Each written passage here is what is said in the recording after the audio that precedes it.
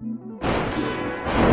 addicted to fast cars, bad bras, late nights, last calls, alcohol, bad bitches scrolling through the phone log, hit 'em up, all my pick 'em up. We bout to have a time tonight. Sure you keep that burner tuck, cause niggas like to creep low. Say motherfuck the PO and the judge. But if they come with us, just know it's love. I'm saying just because.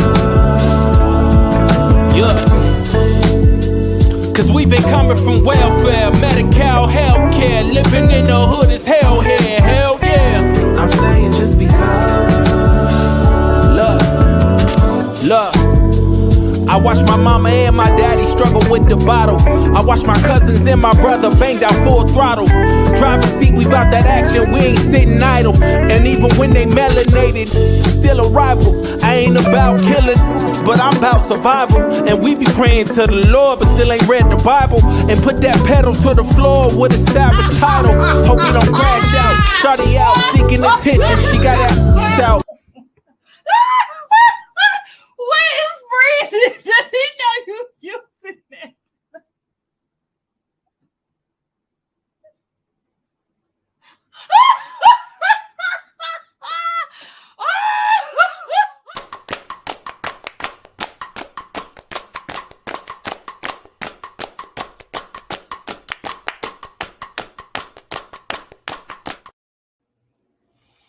Hey everyone, and welcome to another episode of Unapologetic. I'm Mandrell. This is my beautiful co-host, Shushu, my youngest sister in real life. Yes, we have the same parents. Right, in like real life. In real life. Right. What up with you? Nothing much. How you been? I ain't talked to you much this week. Yeah, no. What's your weekend like? My weekend was cool. It was cool. I didn't do a whole lot. I got some editing done though. What you editing? So I finished my short film. I'm working on a short film, y'all. Well, I finished the short film, but like I was about to say I thought you was done with that. Yeah, I'm starting to submit it to like film festivals now, but like it's a documentary I was working on. I had stopped for a second. And like one of my resolutions was I was gonna finish my short film and my documentary. So I got a chance to like work on that. And do like some spring cleaning, like some like deep cleaning, like dusting and stuff. So yeah. But that was it. Okay. I got a lot of stuff done too. You did? Yeah, my Facebook group is up and running, but I'm in Facebook jail already. For what? Facebook's crazy. Like I was trying to post some videos, right?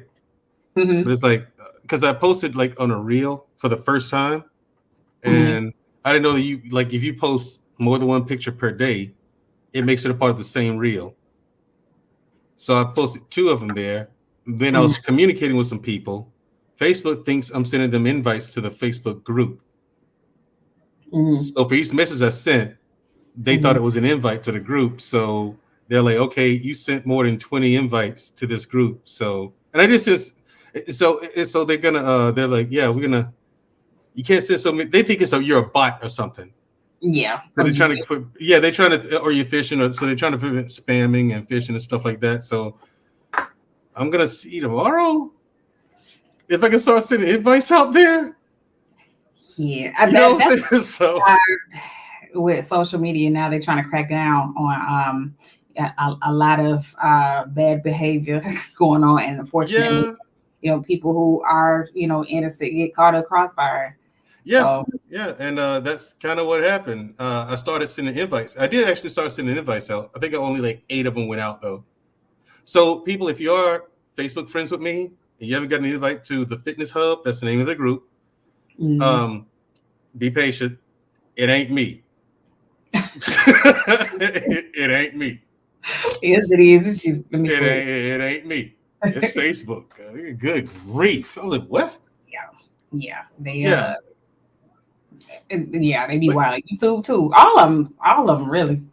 I was like, what is this? So I mean, and they did it at random. You know what I mean? Like there's some people I specifically invited, and at random it just chose some of them. Oh, wow. So they only chose like 8. So I was like, let me hit them up, see what's going on. I emailed them. They messaged back. Yeah. Oh, okay, yeah, at least there's that. There's something. Right. Anyway, everyone, tonight's episode is called "Health is Wealth." I'll bring this subject up because it's been a while since I've done an episode about health. Mm-hmm. And before we lay into the subject in earnest, let's say hello to people who pay the bills when they donate. Corey Hager, what's going on? Thanks for coming. NA, how you doing? Hey, NA. She said, hey, Mandrell. Hey, Shushu. Hey, how you doing? Scam Likely, you too. Who else? Dr. Nakumbi. Dr. Nakumbi. Yeah, he's here too. Thank you for coming. How you doing, Dr. Nakube? Hey, Corey. Hold on. Who else in here? I see Lady Navoa. What's going on? You said what? She just pulled up. Yeah. Come on in the room. Gam, what's going on? Dust. Inike, is it Kenya? Or Nia? That's NA. Huh? Inye. Kenya, right? NA. Not Kenya. Her first name, NA. Ine, I'm sorry. How are you? Yeah. Thanks for coming through. She's much more on the that's a person who should be on YouTube, but not. Yeah. I think I've spoken to her once. Very pleasant woman. Yeah. Yeah. Very pleasant. Welcome. Like they be doing old lady at a church. Be giving welcome announcements. Welcome. I'm going to talk about this subject because I've seen a lot of, for one reason, I see a lot of people who just ignore it, which is the vast majority of people out there. And I see a lot of people who know better but don't do anything about it. You know, and then there's people who choose to, they want to be healthy. They want to look good, and they associate looking good with being healthy. But how you get in there is a different story, you know, because we have a few deaths that's happened, and one almost death. The almost death is Jamie Foxx. Oh yeah, sure did.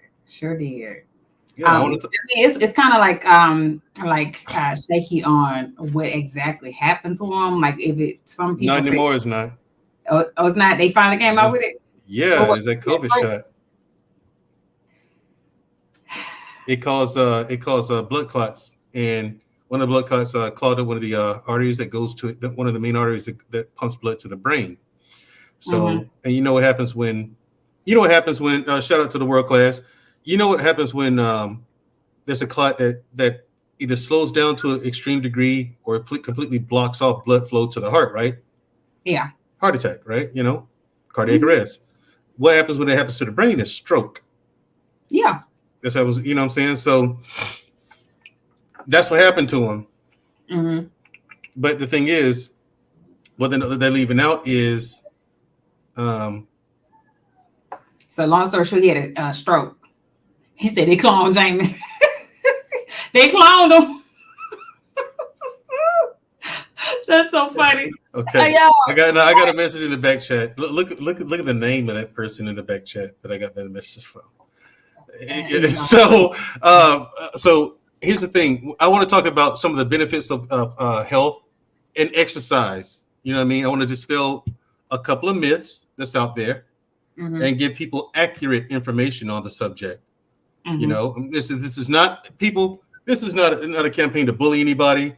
This is not an episode to make anyone feel bad if you are overweight or heavy or however you describe yourself, or describe people who are not what the BMI chart would consider to be a healthy size and weight, because the BMI chart is flawed. Right. Yeah. It is, because it doesn't account for muscle tone or the amount of muscle on the body. It says, okay, if you're this height, then you should be this weight, and that's just not true for everyone. Right. That's true. You know, so let's get started. You got Jamie Foxx, who now this is just speculation.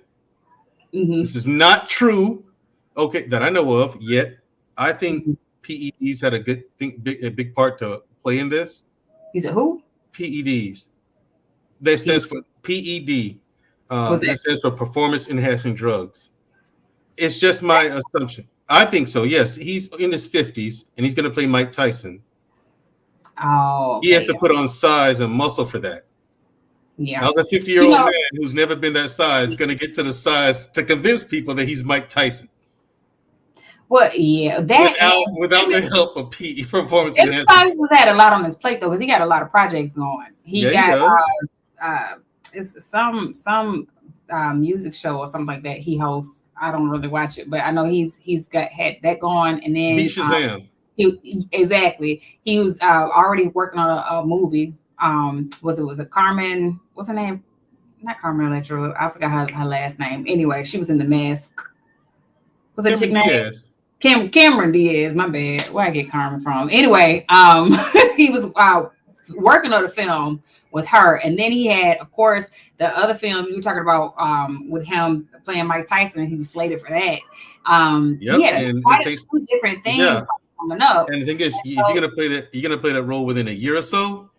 Yeah, you got a lot of muscle. The thing is, you got a lot of muscle to put on, and you ain't gonna do that naturally. Right. You're not gonna put on 30 pounds of muscle naturally in a year. Right. You're not. Right. Okay. You know what I'm saying? Not 30 pounds of muscle. Come on. Right. Right. Unless if you're your 20s or your teens, yeah, you can. Right. You can do that. You know what I'm saying? But 50. Right. Yeah. I mean, and that's another thing. You know, it is important to understand like your medical history and your age. Like, I've always thought it was a silly concept or a foolish concept to like feel like, oh my God, I'm getting older. Like, yeah, that's kind of part of life. That's what happens. Especially with this idea that, a woman's value is in her youth. Well, honey, the only other alternative to getting old is dying. And if you ain't ready to do that, then guess what you're gonna have to do? But you know what? A lot of times as people get older, they don't really take care of themselves. Right. You know? And so like, you know, especially with like, you know, diet and stuff like that, people don't really understand how important a role that diet plays in your life. Like, they don't know what diet is. They don't know what diet actually means. They think diet means all healthy food all the time. Mm-hmm. No, diet is just what you regularly put in your body. Right. Yeah. Yeah. That's what diet actually is. You know what I'm saying? Right. That's why they move from, you need to go on a diet. That's for athletes. That you need to go on a crash diet or something like that. Like Mike Tyson used to do it stupid. In his 30s. Yeah, in his 30s, in his 20s, 30s, he gained 50 pounds. And he had to lose 50 pounds for the fight. And he had to do it he wait till the last minute to do it, right? He had to lose 50 pounds in 6 weeks to get in the ring and fight somebody. Right. 50 pounds in 6 weeks. And people like, yeah, I want to do that. I'm like, no, you don't. Right. It's miserable. It's important to be conscious and aware of it because, and I can attest to this too, because I have to make myself aware of it. Like, you know, you can't just eat anything, or especially like eat all the stuff you used to eat. Like, you know, in my early 20s and stuff, you know, your metabolism ain't working like it used to, like it once was. It ain't that easy, like, you know what I'm saying, just to get off a couple of pounds. And it's too easy, like, you know, to put them pounds on. And also something else too, like, you know, just being more aware of how much sugar we're putting in our bodies, how much salt we're putting in our bodies. Because a lot of times, like, you're getting ahead.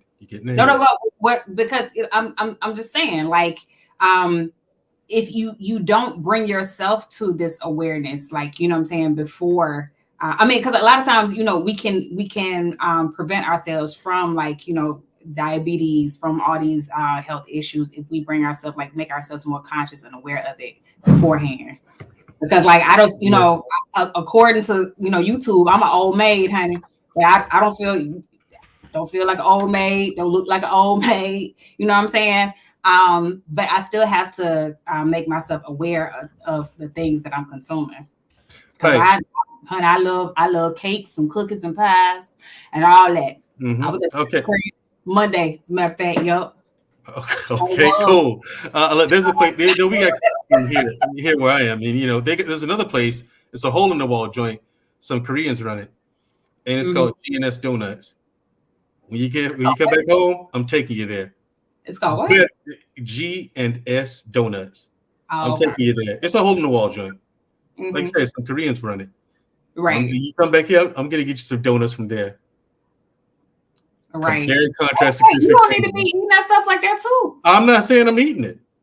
I'm just saying there's nothing wrong with having a donut once in a while. You know what I'm saying? Because I love donuts. But anyway, I want to get to this point because the point I'm bringing up is a lot of misinformation about health, fitness, and it's because of this whole wave of fat phobia and people being left to feel less than because they're overweight or healthy, or feeling that they're subhuman because they're healthy or because they're heavy or unhealthy. And while I understand that, I agree. You should not make someone feel less than. You should not make anyone feel bad because they're unhealthy or they're overweight or whatever the case may be, especially since almost 90% of this population, and we're pushing it because we're in the 80s. We're in the 80s and we're pushing 90% of the population are either overweight or obese in this country, right? No one should be led to feel less than or subhuman because they're overweight, right? However, that does not give you license or credence to dish out bad information or flat out wrong information. Would you like to see an example of this? Chad, would you like to see an example of this? Okay. Sure, why not? Roll number 1, please. Another great question. This person was asking if there is any time in which intentional weight loss is not fat phobic. I'm going to say 99.9% of the times, if you are intentionally losing weight, it is fat phobic.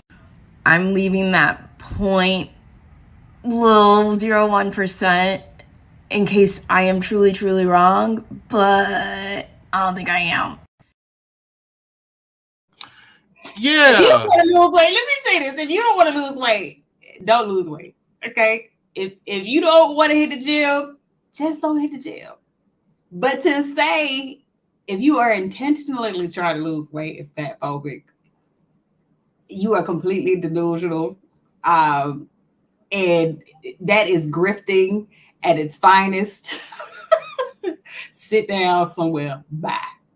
Okay. I want to get to this thing about phobia, right? Or the subword, or the root word phobic. Mm-hmm. Having an involving or extreme or irrational fear or aversion to something. Mm-hmm. I don't think anyone's afraid of fat people or people who are overweight or people who are heavy. But this young lady, hold on. They're gonna take their cheesecake. Hold on. This woman, shout out to Harris Tribe Media, Mr. and Mrs. Harris. From Mr. and Mrs. Harris to Mr. and Mrs. Harris. Welcome. Thank you for being somewhat on time tonight. Welcome. Thank you for being somewhat on time tonight. You're getting better. You're getting better, Harris Tribe. Appreciate the support. Now, we're gonna hear this young lady go even further. And Harris Tribe, I'd like to hear your comments on this, because Mr. Harris over there, he's 110 pounds soaking wet. I don't know what he's gonna do. I don't know what he's gonna do. Someone confronts him. I mean, I'm baiting him just to get him on the panel, right? Of course. I'm trying to get him up here. He won't come. I don't know why. But anyway, roll number 2. Because she goes on. And here's the reason why. I'm not saying if you exercise and happen to lose weight that is fat phobic. I'm not saying if you start a medication and you happen to lose weight, that is fat phobic. I am not saying that if you're going through any type of, illness and that is altering your body in some way, that is fat phobic. I'm saying when you are intentionally exercising to lose weight, altering your diet to lose weight, doing any activity intentionally to lose weight is fat phobic. And the reason why is because you are intentionally attempting to make your body smaller to fit into what narrative? The narrative that smaller is healthier, even though we've already discussed why that's not true. See, there is a prime example of a person who doesn't read or keep up with studies, peer-reviewed studies, focus groups, medical knowledge. She has no medical knowledge at all. Now, that woman claims to be a NASM certified personal trainer.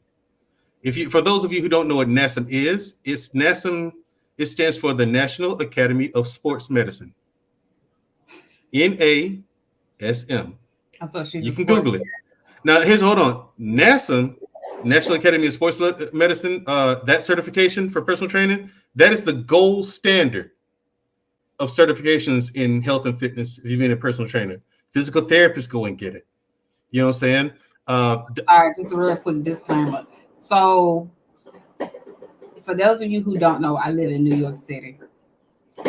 And if you hear that popping behind me, it's not gunshots. Yes, it is. It's gunshots. Gotcha. We're saying that for the algorithm. Got it. Say they this time of year, like 2 weeks out before, at least 2 weeks out before the 4th of July, they start like just randomly popping fireworks in the street. And cool. I apologize. You're going to hear some police sirens. You're going to hear some fire truck sirens. And you're going to hear firecrackers. I apologize in advance. Okay, cool. Now,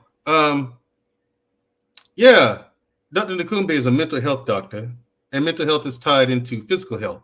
It all works in tandem with one another. It's all connected. Yeah, because you do have to be in a mental state. Like you do. No. Here's the thing. Being physical exercise helps you with the mental state. It helps you with your cognition. But anyway, we was getting ahead of ourselves. Now, what do you think of what she just said there? Her reason why? Like I said before, if you don't want to lose weight, just don't lose weight. If you don't want to change your diet or your eating habits, don't. But don't sit up here and gaslight people and say, if you are intentionally trying to lose weight for the purpose of getting smaller to fit into this agenda, you gaslight all day. All day. And the thing is, like she said, to fit into a narrative, I submit to everyone that what she's saying is incorrect. Mm-hmm. You know what I'm saying? It's incorrect. It's not true. It's wrong. It's false. Now, one thing I will agree with her on, though, is that she was saying how, just because you're smaller doesn't necessarily mean you're healthy. Look at God. You got cut off a little bit when you said one thing. One thing I'll agree with her with it. Oh, yeah, well, and then I said, look at God. Okay, won't he do it? Won't he do it? Hey, listen, Shmary, listen to the Lord now. He don't want you to say that. He don't want you to agree with her on anything. No, he doesn't want you to agree with her on anything. No, because you shouldn't. One thing I will say is that just because you are smaller doesn't mean that you won't that you're healthy too. I mean, because that's a common misbelief that people have. Just because you're small. Okay, the thing is, who's healthier? A person who is, let's say, 5'9" and about 160 pounds, or someone who's 5'3" and 210? The heavier set person, of course, will have more physical challenges. There's another history. They're flat out unhealthy. But the bottom line is, what's going on inside tells them. They might be both unhealthy. You're right about that. However, the smaller that you are, the less challenges you're likely to have than a person who is massively overweight. And for a woman, the smaller you are, the more chances you have of getting yourself a man, honey. Get out here. Okay. Listen, that's not a high value man, honey. Who that's will not pay this all show. Your bills and let you sit at the house. That's not this show. All right, I'm trying. Okay, yeah. She continues on. Believe it or not, she has more to say. Okay. Roll number 3. I know there was another comment on this video that said something along the lines of, when I'm lighter, I don't have as many issues with my mobility. And that may be a correlation, but it doesn't necessarily mean that extra weight is a causation, especially if you are not in care of somebody like a physical therapist that is specifically certified or has previously practiced physical therapy with a fat body. And I say that because as a personal trainer with a fat body, I know that movements impact people differently based on their body size, type, shape, mobility, a million things. So pretty much no, there is no time in which intentional weight loss is not fat phobic. And that's just kind of the way it is. The problem with what she just said now is, and she said that's just kind of the way it is. No, it's not. She's just flat out wrong. Now, when she said that, the statement she made about mobility, some people, that's a genetic thing. Some people are more mobile than others. Some people are more flexible than others. Right. However, the lighter you are, the more mobile you are. That is an irrefutable fact. Yeah. You're not carrying around with so much weight. That is an irrefutable fact. That the science is in on that. And I brought these videos up here, people, to point out to you and just let you know, listen, stop listening to people like that. That is incorrect information all day long. All day long, she's flat out wrong. And look at how she confuses people by mentioning something that's somewhat correct. And you talk about spinning a narrative. That's all she did. I mean, not for nothing, but and I'm not trying to be, I'm trying to be as sensitive as possible by saying this. If you're not in shape, you can't be my personal trainer. Like, what you gonna train me to do? So I mean, it sounds like she's trying to enable you and coddle you. And yeah. You know, what you gonna? I need my personal trainer to be my motivation, and especially like, you know, physically, like, all right, yo, like my personal trainer cut up, ripped up. Yes, I want to be like that. Show me how to be like that. You know, I don't need my personal trainer. I'll be looking at my personal trainer like, dog, if I training you, or you training me? Like, you know, all right, give me 10 push-ups. All right, I'll do 10 if you do 10. You do them first. I'm sorry. I just it's just no. Just no. Just no at all. Just no. No, not at all. Okay, cool. No, not at all. Now, that's an example of people you should not listen to. There's this whole thing going around saying that people are saying, no, you do not need cardio to lose weight. I'm just like, okay, here we go. Right. It just, I mean, people. The problem is with fitness and going to YouTube for fitness is that the formula doesn't change. There's only so many ways people can tell you calories in versus calories out. Right. There's only so many ways people can explain that to you. You know, there's only so many ways people can explain to you, okay, do cardio 3 times a week for 45 minutes to an hour, okay, and lift weights 2 days a week. Now, that's an exercise regimen, all right, for a person who's in their 60s and 70s. Right. But if you're 30 years old, I don't want to do all that. Well, there's a problem right there. You don't want to. Let's find out what that is. What's causing that? That's because that's the real problem. Yeah. You know. But anyway, what do you think of her and people like her who just spat out? Because I've seen her. I went to her Instagram after I saw that video, and she is overweight. She really is. Like it's like, you're a personal trainer. But hold on. And I was like, how in the blue fuck did you pass the NASM exam? Because that exam is no joke. It's not a game. It's not like you're gonna just, anyone in this chat can go pay for the exam, pay to take the exam, walk in there and pass it. You're not gonna do that. That ain't happening. Right. Because it's the real deal. Like, doctors take that exam. Right. You know what I'm saying? And physical therapists. And so it's just ridiculous. So what do you think of her and people like that? I don't think she's in the right field, like, at all. She needs to go and do something else. Because that's absolutely insane to be telling people that. Because the bottom line is this: it's like you said, it's calories in versus calories out. But the bottom line, it all boils down to like basically what you're eating and how much you're eating. And but she said that if you're intentionally losing weight, no, inevitably you're gonna have to meet that fate, because a lot of people get like weight loss surgeries and stuff like that. Like, we're gonna get to that in a minute. Smaller, but ultimately you're making your stomach smaller so you can do something that you should have been doing all along, which is eat less. And I'm not saying that's an easy thing. I know it's not an easy thing. I'm an emotional eater. Like when I get upset or like I'm in a bad mood or something like that, like, I love all the sweets. But I had to, come to terms with, and have to come to Jesus moment with myself. Like, hey, Shamari, you have to get that. We got to find some other alternate measure or means of like, coping or like dealing with your emotions, because it's not healthy. And like, it's the sugar, like the amount of sugar that I can consume all at one time is not good at all. And especially like the older I'm getting, like you can't be doing that. Yeah, I'm trying to tell you, man. And then I work out. I go to the gym. I don't always feel like it. I have my moments when I'm like, "Whoo, not today." I go tomorrow. And then tomorrow comes and I'm just like, "Whoo, yeah, nah, I go tomorrow." And then like I have to catch myself going down this pathway of just falling off. Because that happens. But once I realize it, I'm like, all right, now we got to get on back on this.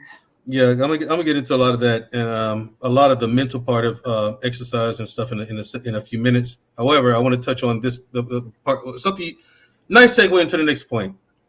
Mm-hmm. The plastic surgeries. Now we had someone, a famous person, a woman. You hear about the Brazilian butt lifts and plastic surgeries going awry all the time. Mm-hmm.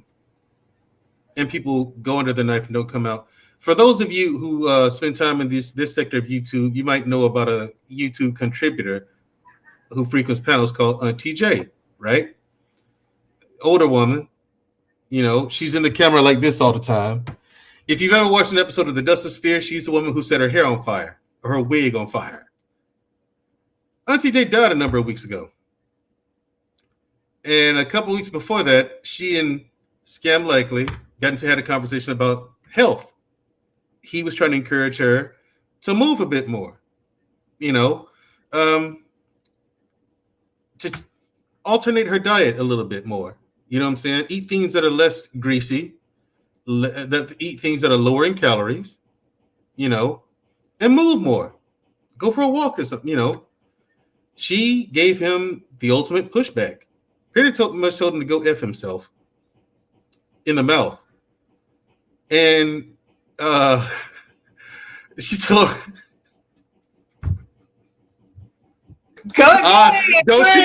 don't shoot the messenger. Don't shoot the messenger, everybody.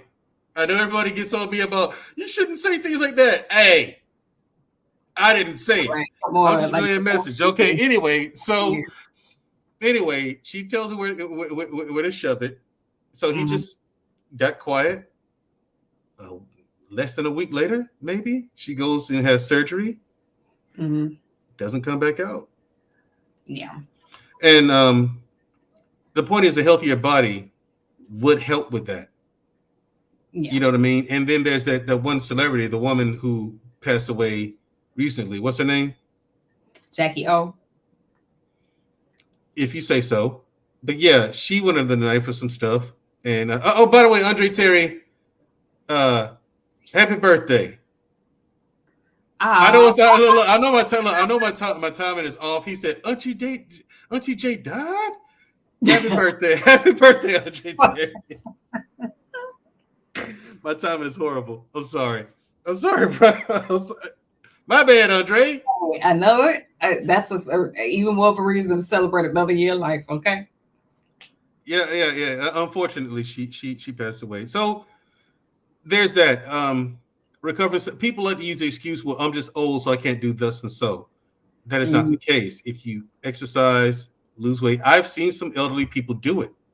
And no matter what age you are, you should be lifting weights. Yeah. You know what I'm saying? And you should be doing cardio. So you should be exercising, working out. You don't have to look like Lou Ferrigno or Arnold. And ladies, no matter what age you are,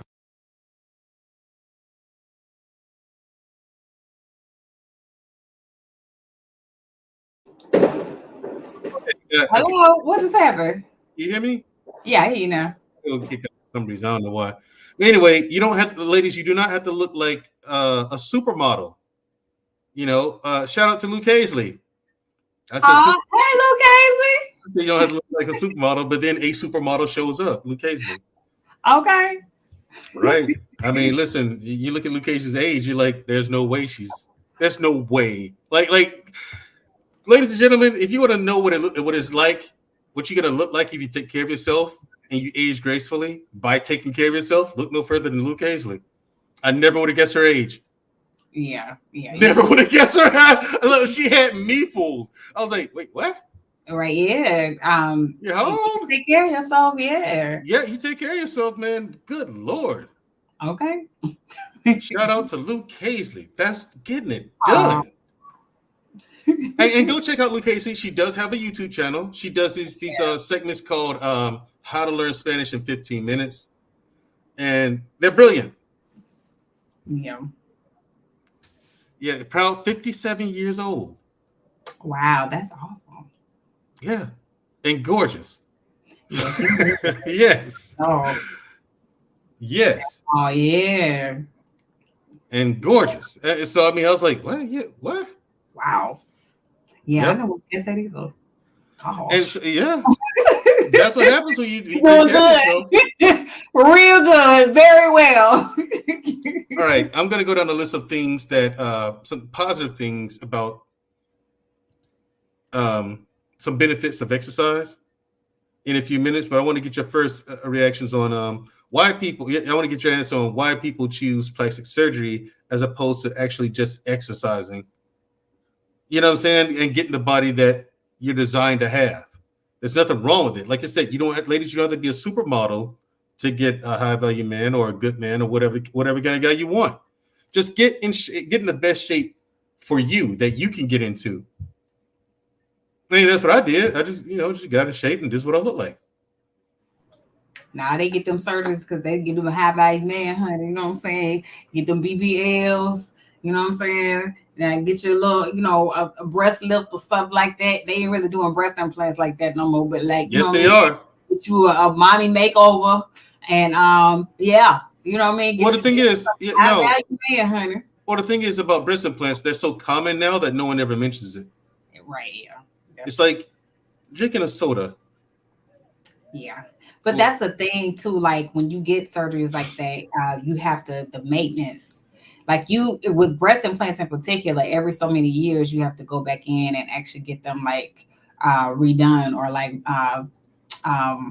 you have to get the implants like switched out. A lot of people don't know that. Yeah. After so long, yeah. The bottom line is those kind of procedures are for people who can afford them. The average person can't. And then on top of that, you have like, especially with like Brazilian butt lifts and stuff like that, people try and go the cheap way out and end up like, most like surgeons, like professional surgeons, a lot of them won't do it anyway because it's a very high risk and very dangerous procedure. Because if one forced move or like one bad injection, they were saying like if you inject it into or the booty muscles, so to speak, the derriere has like a lot of different like little I forgot the actual medical term for it, but like they help bring not arteries, but like they connect to your arteries, and like you're talking about what you mean is they have veins, arteries, and capillaries. Capillaries capillaries are for those who don't know, the capillaries are the intersection where the arteries and the veins meet. That's why you see some illustrations where you'll see them like this. It looks like spaghetti kind of, but they're connecting, and it's where the oxygenated blood, which is in the arteries, that's why blood is red, when it's Right. oxygenated. But I mean, long story And- short, there's a chance of it getting into like your bloodstream and like getting taken to the heart or into your lungs, which is how a lot of women die from it. And then there's a lot of cases where, depending on, especially if you go to like someone who was doing it illegally, a lot of times wherever they put it, it moves. So it doesn't even stay in the same area. Like it may inject it in your butt, but like after so many months or a couple of weeks, like it can shift down like into your thighs and stuff like that, and just leave you severely disformed. Yeah. And also, it's just bad. Also, even when they go and get those surgeries, the doctors tell them to work out.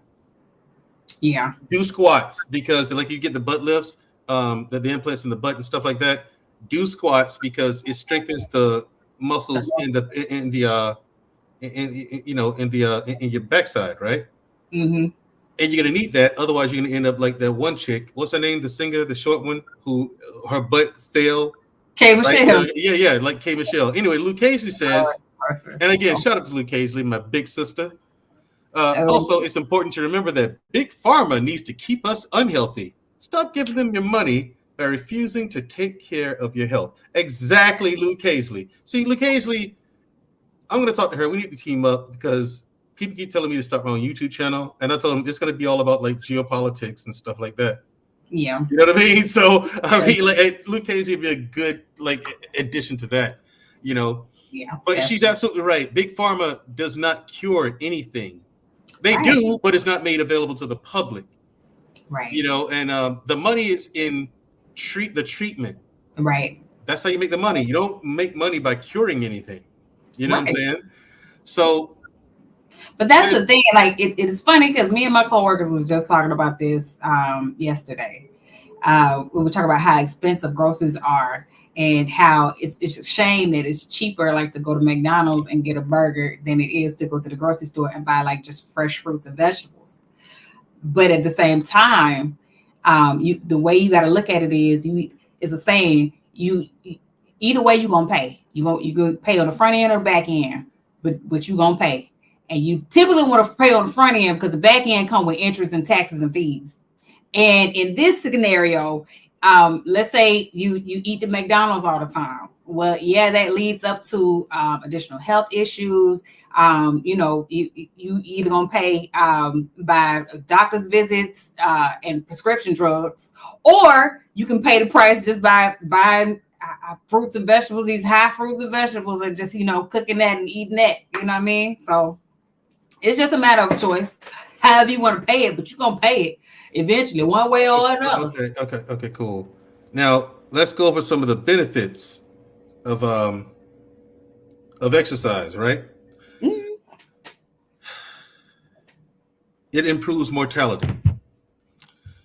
Now, this is based on observational studies. Mm-hmm. These observational studies suggest that regular exercises reduces the risk of death for most people. Mm-hmm. Like we're talking about a difference of 12 years. Mm-hmm. That's what the studies are now, but the studies are inconclusive. They're still going on. The studies are still going on. You know what I mean? Because it takes a long time to get a focus group big enough to where you can get answers and people who are going to cooperate for long enough for you to get said results. You know what I mean? And document them. But so far, what they've documented, it's shown to increase 12 years, at least 12 years on your life so far. If you just exercise regularly, it's not like you're hardcore in the gym, but 3 days a week, that's what they're going for, And also, people, watch out for people like YouTube channels that says, studies say that this, that, and the other. Studies say, research says this, that, and the other. If they don't tell you what the source is, don't believe it. My source is from the Mayo Clinic and Johns Hopkins. Mm-hmm. That's my source. Okay. Mm-hmm. So a study came out of CNN. I know. CNN, I get it. Take it with a grain of salt, just like I do. A study came out of CNN. It says that not exercising is worse for your health than smoking, diabetes, and heart disease. That's out of CNN. I think they're exaggerating, but it is worse than smoking because CNN is not the only source to report that. Yeah. A myriad of other sources have. You know what else is the equivalent of smoking? Hmm. Eating processed chicken, eating processed meat. Yeah, processed meat. Processed meat, like lunch meat. It's Lunch meat and bologna and stuff yeah, like that. it's been classified as a carcinogen, which is the same thing as cigarettes and tobacco and all that other stuff. So eating processed meat is the equivalent of smoking cigarettes, and yeah, Right. That's why I don't eat lunch meat. If you notice, when you come over, I never have it. Right. Yeah. I don't eat it. All right. Lucchese also says, what studies and which research? Also, remember to research who funds the studies and how they present the information. Exactly. You see why I love Lucchese? Lucchese, I miss you in my chat. I did. We miss you over here, Lucchese. Yeah. Lucchese says, we all talk about something worthwhile, then I show up. Hey, yo. That's so funny. That's what Lucchese says. But yeah, that study came out. And like I said, it's a study about not exercising being the equivalent of smoking cigarettes and whatnot. That came out of CNN. So again, I brought it up, people, because it's data. I know it came from CNN, so don't take my head off of that. It's been shown to improve the effects on heart and cardiovascular system and the cardiovascular system as a whole. For example, there's less risk of coronary events, meaning heart attacks, less risk of cardiac death. There's improvement in overall blood pressure. Now, you want this because this helps, especially men, in a whole lot of ways. The healthier you are, the better you improve in the bedroom, the better you move, the way you think, your decision making. All of that improves the healthier you are. You're right. Yeah. For men, at least, and for women as well. You know what I mean? So it's not just exclusively to men. Women benefit the same way. Exercise has been associated with improvement of insulin levels and blood sugar control, meaning you're less likely to contract type 2 diabetes if you have exercised regularly. Also, nutrition plays a big part in that too. That means a lot of processed sugar, people. And so watch how much sugar you put in your coffee. If you can't drink your coffee without it tasting like a milkshake, don't drink it. Like, I don't understand people like yourself who drink. I'm going to. She calls me up, people. She does in the morning. What are you doing? What are you doing? Working out. What are you doing? Just got back from jiu-jitsu. What are you doing? What are you doing? I'm getting Starbucks. That's right. Really? So you happy with your coffee with too much milk? Oh no, I just get regular coffee. That's it. All the rest of the special drinks is too rich. Latte, tate. Yeah, I can't do it. Like a small latte. It's a milkshake. They didn't have the nerve to put ice in it. Right? Yeah. I was like, oh, that's it. Dang, I want some milk. Right. And they put whipped cream on top and chocolate sprinkles, and you're like, yeah, come on. Right. That's not coffee. Let me tell you something though. When you are tired, and this, listen, I'm not promoting Starbucks, but at the same time I am, because listen, when you are tired and you need a real pick me up, okay, Starbucks is the joint. All right, they will get you right. All right, cool. Here's a big one. You're gonna get some pockets though. You better be ready for that. Yeah, $5 minimum. Okay. For anything. So anyway, prevents cancer. This is a big one. The science is in on this. Science is in. Exercise. Exercise prevents cancers, certain types of cancers. Not everyone, but certain types. This is exercise and a reasonable diet as well. Okay, when you combine the two, just exercise by itself does wonders. Just a reasonable diet by itself works wonders. Combine the two.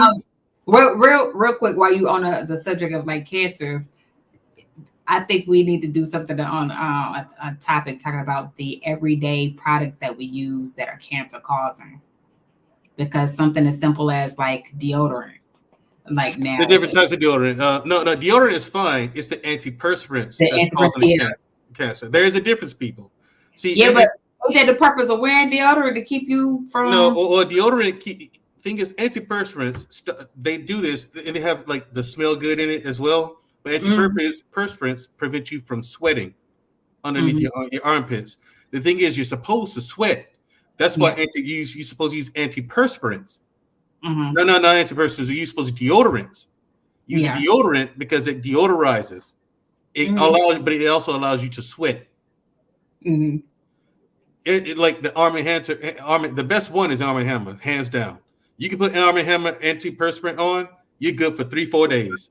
It don't last that long for real. It does. They formula like it really don't. And then I don't know what you're doing.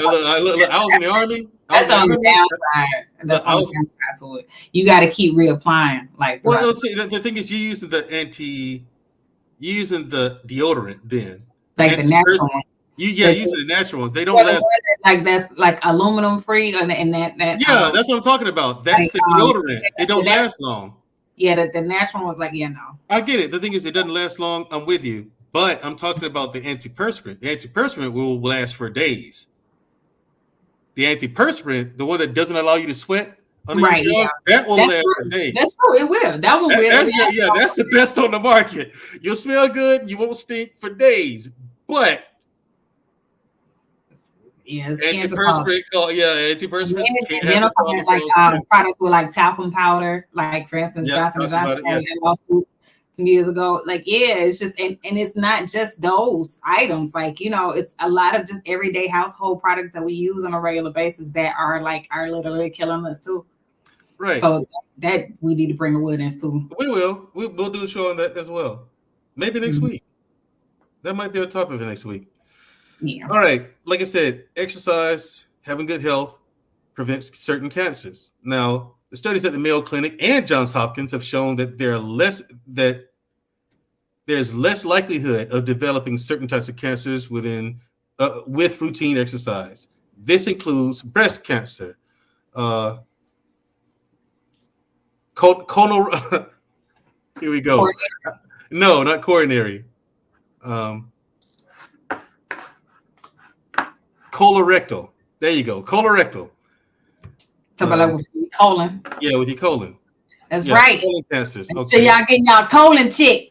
Intestinal cancers, prostate cancers, endometrial, and pancreatic. Okay. And it also helps with people who have things like Crohn's disease. You're less likely to develop Crohn's disease. Lupus. You're less likely to develop lupus. However, lupus is a weird one because that's one of those things you can catch regardless. You know what I'm saying? It's a weird, but exercise helps both manage it if you have it, and it also helps you prevent contracting it in the first place. Right. So either way, regular exercise helps with this. Luke Casey says, my poor husband would not want me around if I did not use antiperspirant. Yeah, I'm with you, Luke Casey. That's what we're saying. Deodorant is fine. That's the healthier option. Now, if you're using Arm & Hammer antiperspirant, fantastic. I'm talking about I'm in the desert. It's 114 degrees on any given day. That's the norm. That wasn't even a hot day. 114 degrees outside wasn't even a hot day. I put that stuff on, you're miles away from a shower. Nothing. Right. 2 days, 2.5, 3 days with that. Nothing. Right. You know what I'm saying? I mean, that stuff is fantastic. But anyway, so there you go. There are some cancers and diseases that it can help prevent. And if you do contract them, it helps you manage them a lot better. But the thing is, the disease really does cause something like lupus, cause people pain and all kind of discomfort, which it stymies down on their motivation. You know what I'm saying? It becomes a motivation problem then, because they're in pain. They're not going to feel like walking. They're going to feel like getting on an exercise bike. You know what I'm saying? They're not going to feel like moving. But however, if they fight through the pain, unless the pain becomes unbearable and they just, good. Because there are some days where it's not going to happen. There's some days you're just not going to work out. Even people who work out regularly, there's times where I've made it to the gym, sat down on a bench, put my bag down. I sat there for a few minutes. And I got up, walked up, got up into my car and left. Yeah. There's times where I made it in the gym and just left. There's some days people were like mentally, it's just not gonna happen. Right. Yeah. And it's okay. You just continue on with your schedule the next day. It's not the end of the world if you miss a workout. Right. Yeah. You're not gonna gain 40 pounds if you miss a workout. It's not the end of the world. There's some days where it's just, bro, this is not happening today. Right. That's true. Okay, moving on. You're less likely to become obese if you are obese, you're likely to lose fat. Mm-hmm. Exercise on its own will cause you to lose fat. Mm-hmm. Having a reasonable diet on its own will help you to lose fat. Combine the two, that's the ultimate combination. Right. Okay. Decreases the chances of osteoporosis and fractures of the bone. Right. This largely comes from lifting weights. Lifting weights or doing any kind of resistance exercises, even if you get on the machines. A lot of people like weightlifters, they're more so bodybuilders who look down on machines. But today, like when I was coming up and we go on the Air Force Base and Daddy would take me to the gym. I lift weights. A lot of the meatheads, those buff guys are like, I don't do machines. The machines are weak. That's for sissies. You know what I'm saying? Like they all that macho stuff. So they look down on. But today, bodybuilders and even Arnold Schwarzenegger, they swear by him. Because a lot of times what the machines do is they isolate a muscle group. Say you're on the machine and you're doing something for the chest. It's isolating mostly just the chest. Whereas if you do the bench press, a lot of people ego lift, put too much weight on the bar, and their form breaks down. So a lot of times their front delts take over the exercise and take on the most of the load, and their chest doesn't develop the way it needs to because their form is incorrect. However, with the machine, it forces you into a position where and the same thing with your arms for machines and machines for your shoulders. It isolates the muscle group. It makes it a lot easier for people who don't want to sit under a bench and kill themselves. Right. My ego lifted. So machines are fine. In fact, they're fantastic. In the meantime, how many more of these points do you have? Because in the meantime, we're going to go ahead and drop the link so anybody who wants to come up and give their thoughts about health and its importance, and some of it, since we are solutions based, like some of the solutions and how we can get people motivated, interested, and more just not just motivated, but interested in like their health, because like it's still a lot of people that's taking it for granted. Like they don't make the correlation between lifespan and health. They don't. But I only got like 2 or 3 more, really. Reduces the chance of gallstones.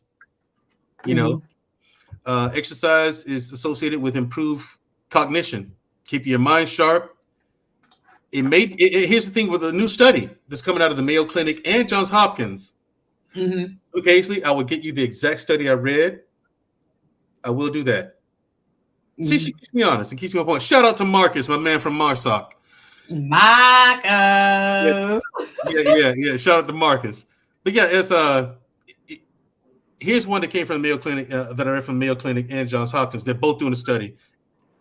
It may decrease your chances of developing dementia. Yeah. And Alzheimer's, but the studies are not conclusive yet. You're right. Yeah. The studies are not conclusive yet.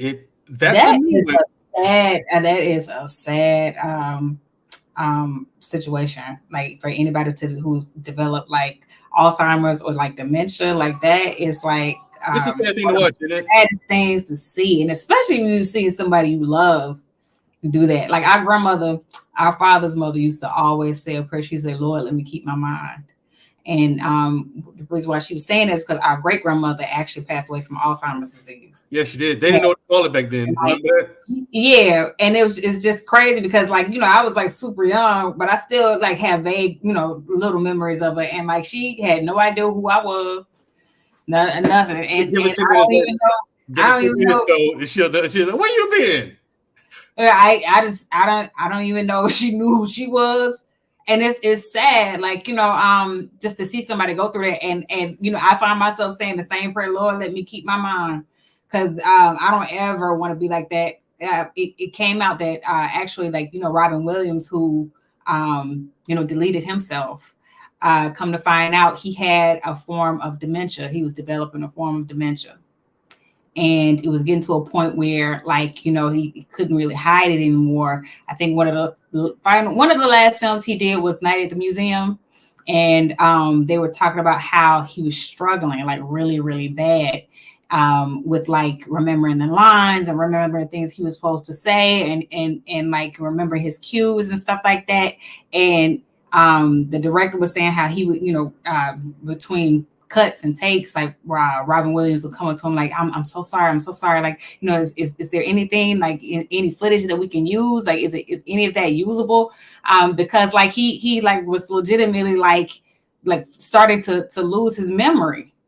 And a lot of people, I think that, I mean, I don't know, he just felt like, he just couldn't deal. Like, I am an entertainer. That's who I am, is what I do. If I can't make people laugh, I can't entertain people. Like, hey, it's just... some people would rather just not be here. Right. They don't want to go out like that. But here's the thing. My last one is reduces anxiety levels, reduces stress, decreases your chances of becoming depressed. It does. This is because things like dopamine, when you exercise, especially if you do it consistently for a week, your body then increases the amount of dopamine and endorphins that it releases throughout the bodies. You know what I'm saying? Yes. Yeah. And that causes this brief wave of euphoria. You feel good. Mm-hmm. To the chat, what's up, Corey Hager? We'll get to you in a second. Hey, Corey. Lucasa says, yes, weightlifting is highly recommended for older women to help prevent osteoporosis and fertility by stimulating the growth of muscle and bone. Yes, exactly. Yeah. Let's see. T. Wriggles B says, I wouldn't trust Hopkins or anything from the establishment. Marcus says, aesthetic stretching. In quotes, cool down after being done working out, cool down stretches, dynamic stretching, warm up, which means Frankenstein warm up, high knees, jumping jacks, leapfrogs, etc. He's absolutely right. That's a Marine for you. You know what I'm saying? But look, I'll tell you what my issue is with Marines. I actually have had an issue with them. I'll tell you where it came from, though. But that's a sidebar, nothing to do with tonight's subject. You know what I'm saying? It's just the Marines being Marines, and I was just like, "Yo, this is ridiculous." Anyway, shout out to Corey Hagar. Shout out to Jedi Mike 7. He thought The Flash was a good film. I don't know how. That was terrible. And it was a cartoon. That's what it was. Well, come on. So anyway, I'll come onto your channel and we'll discuss it. I'll point out things. You raised my hopes for it because I expected nothing, and I saw your show and I was like, "Oh, okay, well, it makes sense. It's all right. It must be." And I watched. I was like, ew. Anyway, Corey Hager. What brings you up tonight, man? Oh, just wanted to come up and talk about exercise and talk to the pretty lady sitting next to you. Oh, okay, thank you. Pretty. Anyway. Okay. She gets it from me, by the way. The beautiful lady. Oh, thank you. Welcome. Joseph, I'm gonna need you to change that thumbnail, bro. That's weird. Yeah, well, I was like, hold up now. You're right. Listen, he is giving life. Okay, don't do that. Don't do that. We're getting messy now. Right. Wait, what? Listen, he is giving life, okay? That's okay. I figured if there's anyone here who's qualified to talk about health, it's got to be me and Mandrell. Fair enough. Corey Hager's take on the subject. Corey, you're a man of middle age, you know, so you're not old or anything, but you're not exactly young either. No. So when you see people today and their sheer lack of regard for their image or breathing, or not walking around with a basketball under the shirt. What say you? Because my sister came home one time. She said it's like a light. I could see the light bulb pop up over her head. She said, "You know what I noticed since I've been home?" I said, "What? Everybody's fat." I said, Well, Mandrell, I said, yeah. you know something? Next month I turn 53. Okay. And there's a lot of guys my age that cannot sprint a staircase. I can. There you go, Corey. Wow. That's what I'm talking about. I mean, they can't even breathe when they get up, 10, 20 steps. They're like hanging onto the handrail. And they're my age. That's messed up. Right. Yeah. Mm-hmm. They got one foot in the grave already. I plan on being able to do the same things I can do today when I'm 80. That's the plan. Anyway, I know that's not exactly realistic, but no, it is realistic because my grandpa was 96 and he was still out packing hay for cows. I mean, there you go. You just keep moving. You just keep busy. Yeah, you keep doing it. Right. Yeah. And look at you these don't quit. Well, Mike is actually not even doing anything. A lot of it comes down to mindset because, for men, we get stressed out for a menagerie of reasons, but we go hit the gym or we go work hard and all that's gone. It's the same way for men when we, if we have a good woman and we have sex, it just clears it all up. Men have to stay physically active. Right. Yeah. That's true. That's true. I feel so much better when I do work out, and it's like I just said to Shu, like people think that people who work out all the time, you guys want to do that every day. No, we don't. Right. There are a lot of days where we do want to. Right. In fact, I'll say most days we do want to because you see Trey, he comes on panels in the gym. And he'll cam up while he's in the gym on the Stairmaster. Like I'll see him moving. I'm like, he's on the Stairmaster. Like I even know what exercise equipment he's using, right?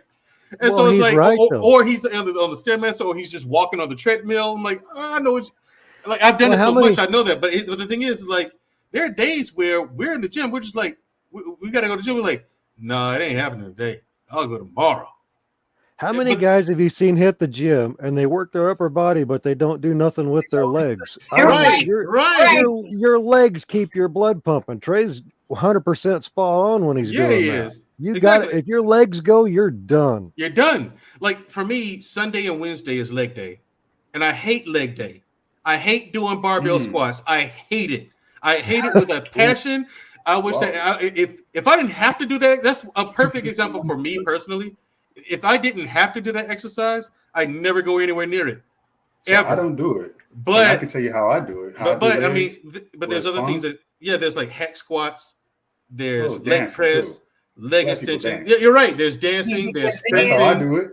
There's there's sprinting, but there's a lot of other things you can do. But for me, I like having that leg strength though, Corey. I do. I like being in the gym when I'm sparring and we're doing Muay Thai and I tap someone like in the ribs, and they're like, ugh.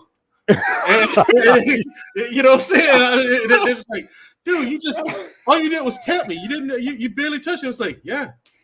Do you know what I'm saying? like having that much power and control over your body and being able to dominate another human being. There is a measure of excitement towards that.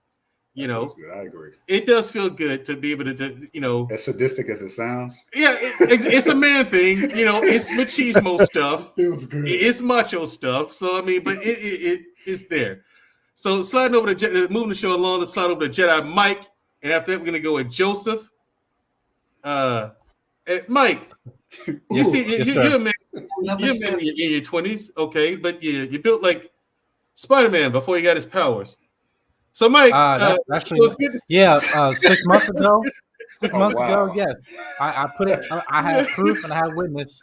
I went. All right, so I see your pictures, Mike. I'm picking at you. I saw your pictures. You actually kind of ripped. Like a mug. You don't. No, you're actually kind of ripped.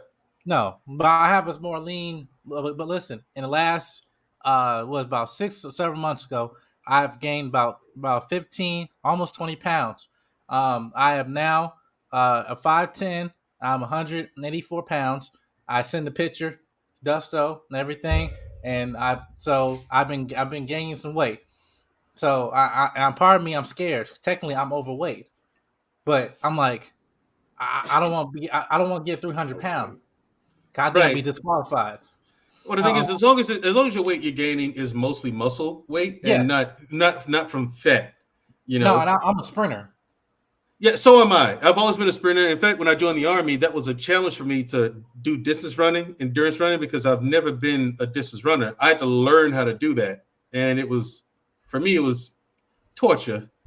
And I hated having to do it. But when it came to sprinting, I'd run laps around people. Oh, I'm the opposite. Because I did a little bit of track. I did a little bit of track in high school.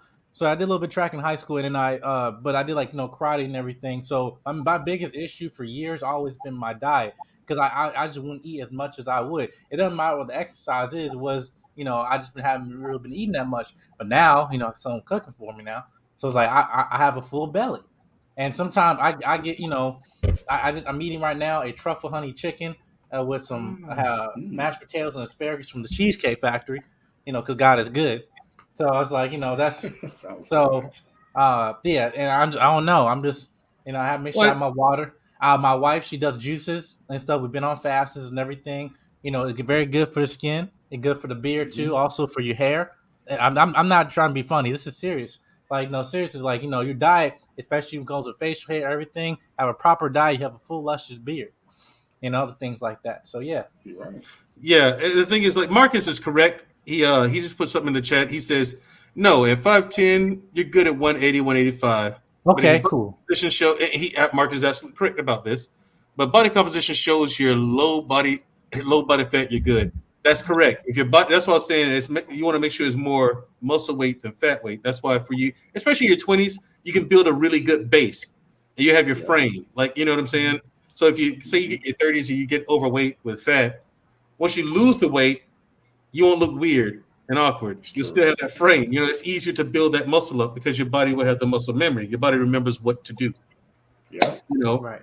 So Joseph Benjamin with the that thumbnail, dude. Yikes. He just can't leave it alone, can he? It's awkward, man. It's like someone who has a mole on their face. You just want to get or just like cover one eye so you won't see something. You see you flexing, you know what I'm saying? Flexing the biceps in that picture though. You like, hey, all this right here. Everybody else was doing it. Jim was doing it. So what say you, Joseph? What say you? Do you have any comments on like the video we played, some of the misinformation that goes on out here on YouTube? Like, again, you got people out here saying, I've seen guys who are ripped saying that they said the number one way to lose weight is cardio. That's not true. That's false. I'm like, okay, so something that we've established for decades and decades and decades, nearly 100 years now. You're saying it's false, even though we have that much proof over that long? Yeah, that's not true. It's all BS. Really? No. It's not all BS. It's not. I mean, it's not. It is the best way. It is the best way. Can you lose weight from lifting weights? You can, but you're not burning as much calorie, anywhere near the amount of calories you think you're burning off by just lifting weights. You're not. Like, when I want to put on muscle, I still do cardio because it's important, but I won't do as much cardio as I used to. Do cardio twice a week. You know what I'm saying? And then lift weights 3 or 4 days a week. Well, but if you want to do the opposite, you want to get better cardio, lift weights less and do more cardio. It's more so, I mean, you can get away without doing, as crazy as it sounds, you can get away without a lot of muscle that I built is mostly from it starts with the food. I mean, that's an important part. Yeah. That is like, and sleep.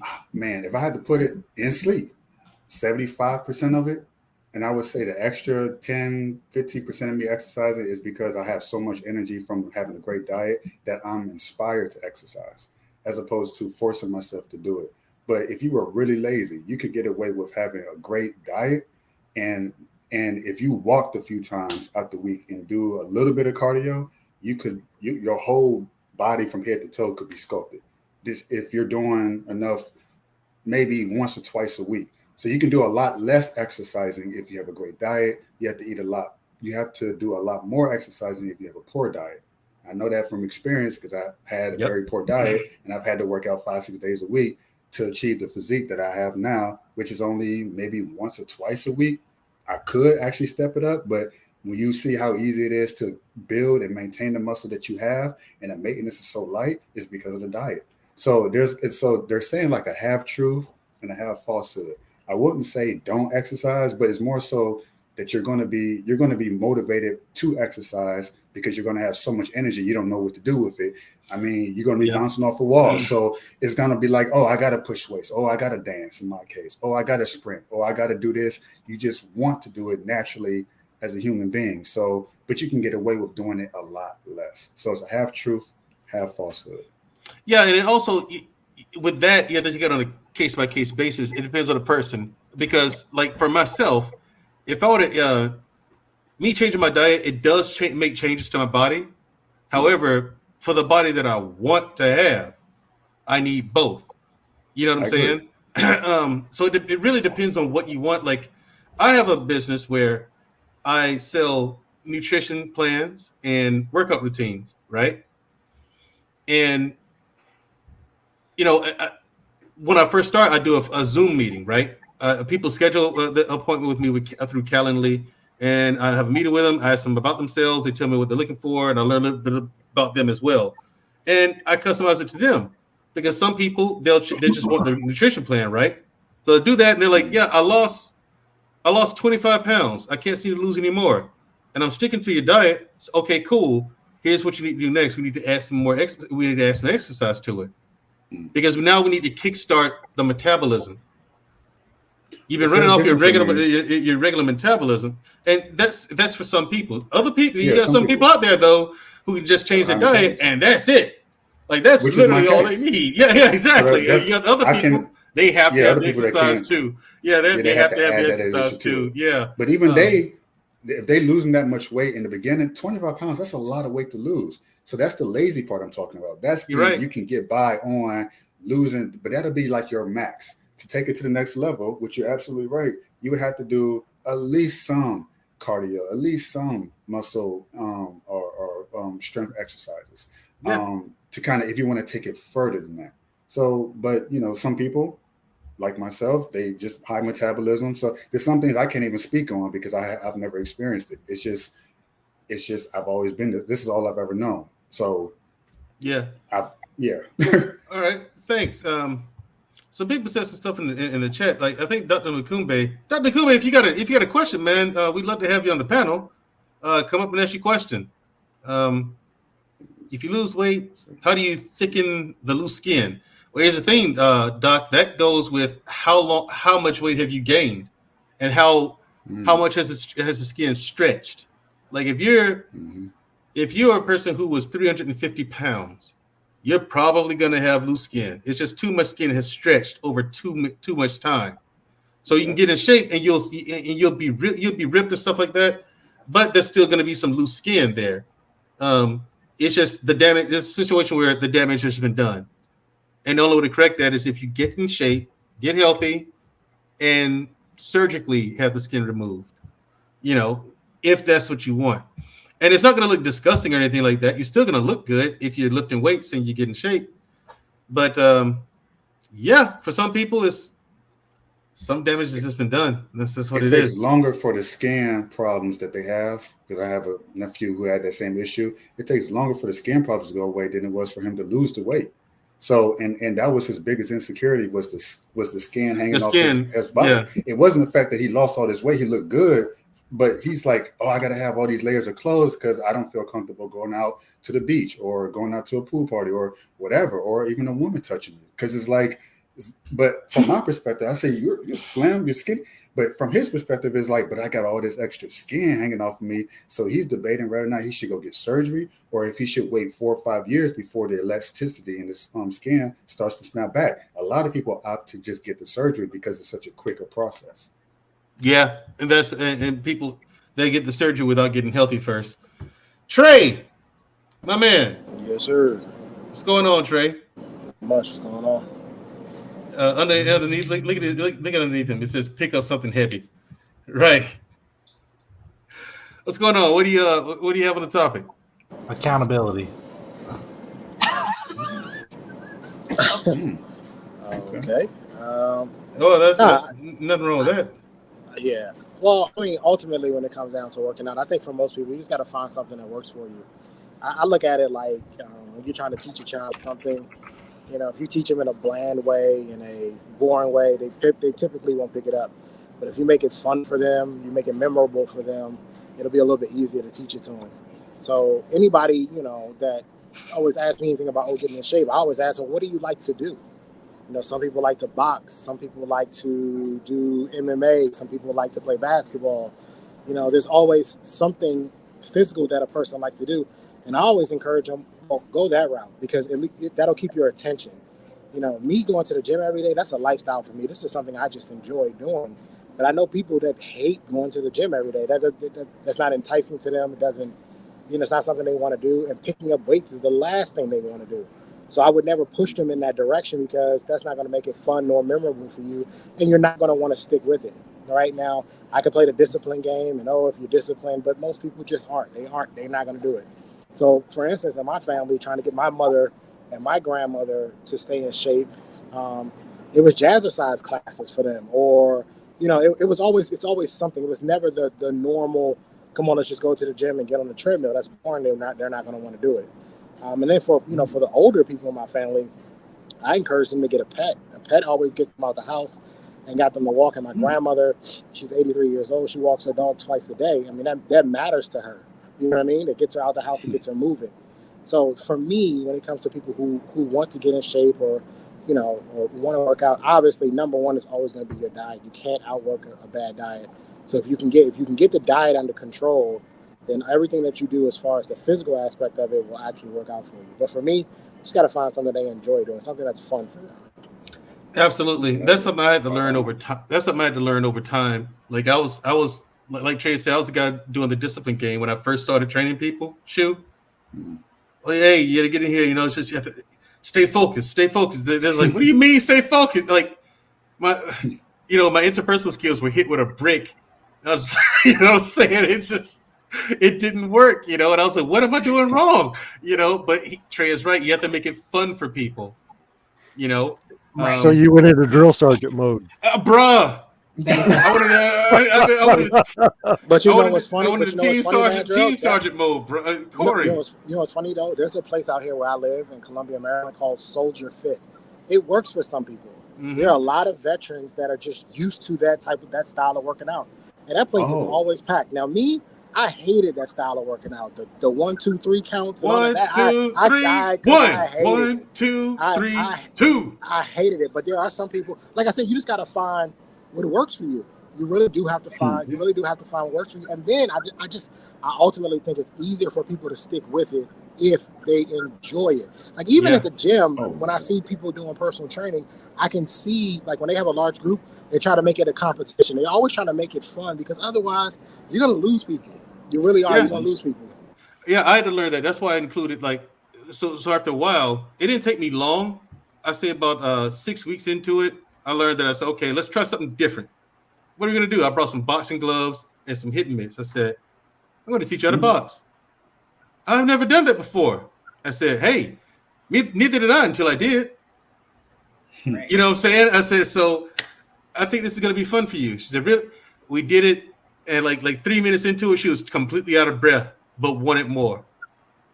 Completely out of breath, but she wanted more and wanted more. And next thing you know, we went through a whole hour. Her session was 30 minutes. She did a whole hour. Nice. She just, and she was pouring sweat, but she wanted more. She said, let's do this next time. I said, not a problem. She lost 35 pounds. Wow. Yeah. Okay. So you have to find... it's like Trey said, I had to find something that she liked. Yeah. Trey's absolutely right. I had to find something that she liked. And she turns out she never tried it, but she loved it.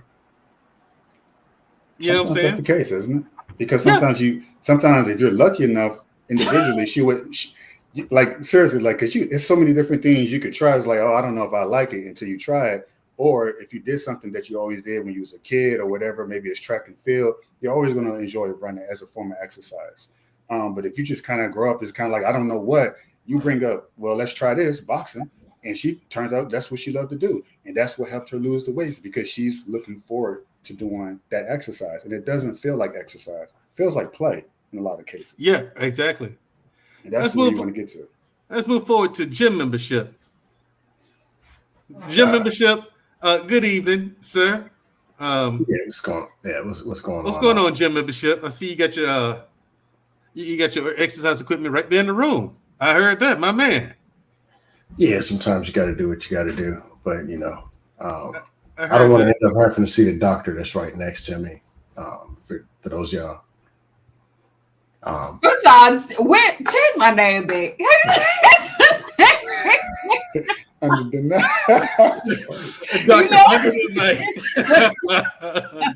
Hey, Trey, this is your fault. When you were trolling them dudes on the panel, you told them they need to go under the knife. Yo, hey, did you see how mad they were? I was in the gym when I was listening. You can tell women that they should get a surgery, but if you tell a bunch of dudes they need to get surgery, man, they get pissed quick. I was in the gym when I heard that. I was rolling. But most of the workouts. Scam, that dude's still mad at me for saying that. To this day, he still don't like. He always got something negative to say to me because I told him he need to go get surgery. Wow, trolling is what it is. I don't know how Mandrell butchered the Auntie J story like that. Hey, it was off the top of the dome, man. I mean, like I said, you recommended. Hey, just to correct the story.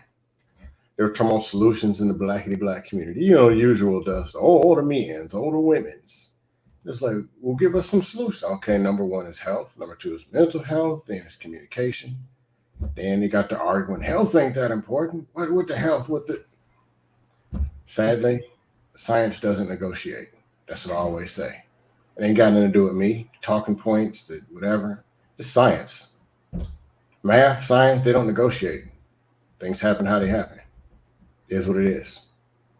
But most important thing when it comes to working out and all this stuff, what do I do this? Do I eat some of this? Do I do some of that? Do something. Get up and just keep doing something. At least start there. Most people do nothing. Do something. Just go. Go to the gym. Just be there. Just grab a couple. Eventually, you'll just be doing something. Go run for a long time. Guess what? You have to come back. So you got to walk or you got to run. You got to come back. I'm just saying. But daily, weekly, how many times a week? Until you get tired. I don't know. But you're better off doing something wrong than nothing right. Right. And healthy is extremely important. People want you to be around. And then like she said, you trying to get a high value man, girlfriend? Yeah, blah, blah, blah. That's their waist, you know what I mean? That is actually true. Here's the deal. And especially, which I don't like using the blackity stuff. If you're black. How tall are you? And you're a woman. Dress you up. do not have to compete for men in the gym. There's no competition because your black woman counterparts are not in there. That is true. How would you rank yourself? Women, you want men, go to the gym. They're in there. Ain't no women. Say it again. Black women, if you want black men, go to the gym. There's no black women in there. Oh. Jedi's trolling the troll. That's he is.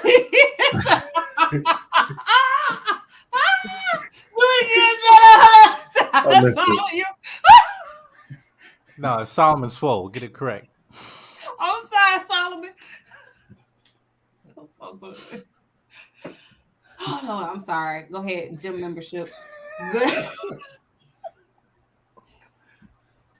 I'm sorry. Yeah, that's all. There's a reason why when you join the military, the first couple of weeks is nothing but getting you in shape. It's very difficult for you to be able to fight any war or fight anything if you're not ready, you're not healthy, you're not in shape to do so. And I always find it funny that our community, we overlooked it. So one thing I do agree with Scam, health is number one. These people got to get in shape. I don't understand how you going to be here, how you going to be around to help fight these community issues, and you having, heart attacks at 49. I don't understand it. Doesn't make sense to me. I don't know if you caught the video that we played in the beginning where there was this woman on TikTok, and ironically enough, like she's like a certified like personal trainer, and she was talking about how if you are losing weight purposefully for the interest of losing weight, or to fit a certain narrative, that's what she called it, then you are fat phobic. Is she fat? This is what she said. That's what she said. She is. That's ridiculous. Is she a fat girl? No. She is. Yeah, she is. Well, then that explains everything. It's like the homeless man saying, "Money don't mean everything. Rich people are scum." Yeah, nigga, you ain't got nothing. Is it anything different than Red Pill? Is anything different than most of YouTube and the Talking Point Mafia and all them? Is anything different? That could just be what they really believe. Not everything's a talking point. Some things is just that's literally how they think and feel, and that's how they express it. And it just seems like, no, you can't. This can't be real. This is a talking point. No, that's how they really think. That's how they really feel. These people exist. It is what it is. Right. That chick's telling you that you're fat phobic for wanting to work out, and she's a personal trainer somehow. That's weird. Did you hear what I said? I said that earlier. Did I say somehow? You did. That chick's a personal. Somehow she passed the NASM exam. Like what? Yeah. Well, I'll be starting a channel soon. I'll be pandering 3 times a week. Sim Panderson is coming back. But 3 times a week, I'll just be pandering. I mean, that's what's working. They pandering, they making money. I'm pandering. I'm just saying. You gonna pander some people? Yeah. Men's, the women's, the men's, all of them. Like Panda Express? Some of them are meant to pander. Express, exactly. Some of them will tell you, yes, I'm pandering because these YouTube checks is paying. This money, this social media money is paying me to act like this or say that, you know, men ain't shit, or to say women can't get women don't want a high value man. It pays to go that direction, that lane. So if you're getting paid to do it, I say go for it. If you're not getting paid to do it, you're wasting your time. I'll do it for free. I certainly don't see high earning men with overweight women. I mean, most of the high earning men, I won't say high value because that's it, but the high earning men that I've ever seen, their wives are typically in shape or petite. They're typically small. Every once in a blue moon, you will see an overweight woman, but she's not obese. She's just a little bit bigger than everybody else. But it's always interesting to watch TikTok videos and see an overweight woman talk about getting a high value man. And I'm like, well, the first thing you got to do, you got to lose some weight because he's not paying you any attention. Unfortunately, there are some high earning men with no confidence whatsoever. Money doesn't fix that. They'll be with the overweight women. Yeah, but that's not a majority. And that's the majority of high earning men do not have overweight women. Yeah, because the kind of person majority of people aren't high value anyway. You're generally going to have a lot more confidence than an average man who doesn't make a high income. Yeah, and plus, you know, the only way you see that happen is when those guys had those women when they were young, and that woman became overweight over time.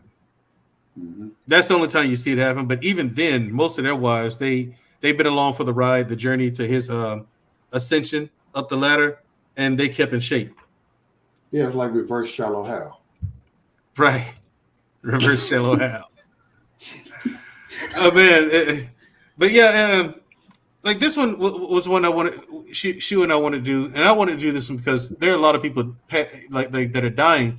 For example, I was going to show videos of this guy, this bodybuilder named Cali Muscle. He's a big, black dude, bald head. He's a YouTuber, and he spent some time in the penitentiary, and that's when he got this passion for bodybuilding and stuff like that, right? So he had been abusing. He had been abusing steroids for years, trying to make it, trying to make it to Mr. Olympia. He never did. However, he became popular on YouTube because of his vernacular, because, we have a certain way of talking. And he's swole. And he talks about prison. And he be talking crazy. Yeah, nowadays he talks crazy. He doesn't talk about prison anymore. But frantic in the camera. Yeah. Right. Yes. So anyway, Kelly Muscle had a heart attack, right? And for real, he did. Yeah, he had a heart attack, Yeah. right? Real bad one. And so then he healed up from it. Okay. And so he says, all right, I'm gonna start taking care of myself from now on, you know what I'm saying? All the steroid stuff I used to do and stuff like that. I ain't gonna do that no more. Okay, Kelly Muscle, no problem. Kelly Muscle had another heart attack. Yeah, I was gonna say, didn't he have another one? He did. Kelly Muscle had another heart attack. Yeah, I was like, This one- dang. And that second one, this one was massive. It almost took him out of here. Like he was almost gone. Like he was gone and had to revive him like several times. Ooh. And I was gonna bring him up because he's a guy like cautionary tale of abusing performance enhancing drugs and steroids and the like, you know. And protein powders is not a performance enhancing drug. No, it's just to make sure you get enough protein in your diet to build muscle. That's all protein powder is. What about creatine? You think that's performance? Creatine is useless and pointless because all it does is it forces liquid in the muscles. It gives them this puffy look.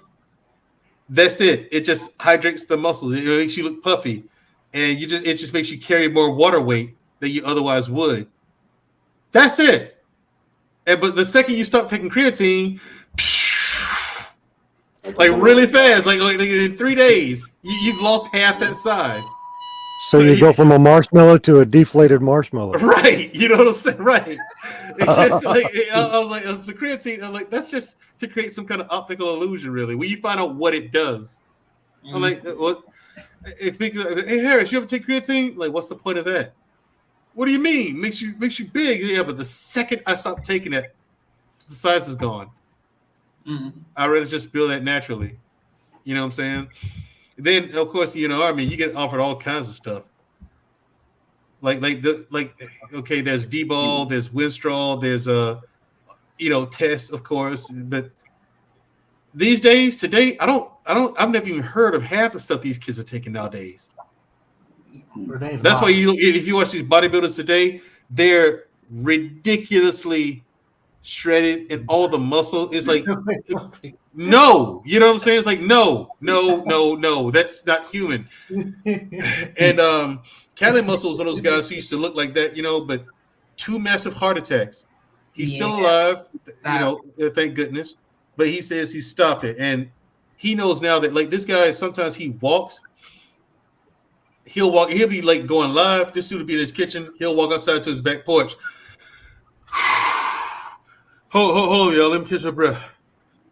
Right, Mike. Right, Mike. Right, Mike. Mike, that's a good impression, right? He has to catch his breath. He has to catch his breath. And that's because what steroids does is the thing is what the steroids do is they swell up the heart.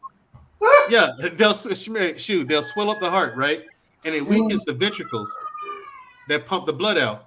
Once those ventricles get weak, they'll go from moving like this, pump the blood out to like this. Oh, okay. Wow. So they'll get weak. They get weak and weak, and steroids does that because it forces the heart to overwork.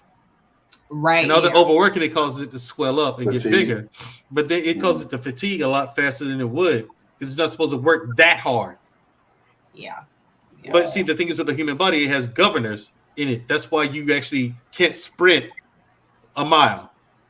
Right. So my question is like about caffeine then, because like really what caffeine does is it forces your heart to speed up your heart rate, which forces your heart to work harder. Caffeine is fine. Right? Just don't abuse it.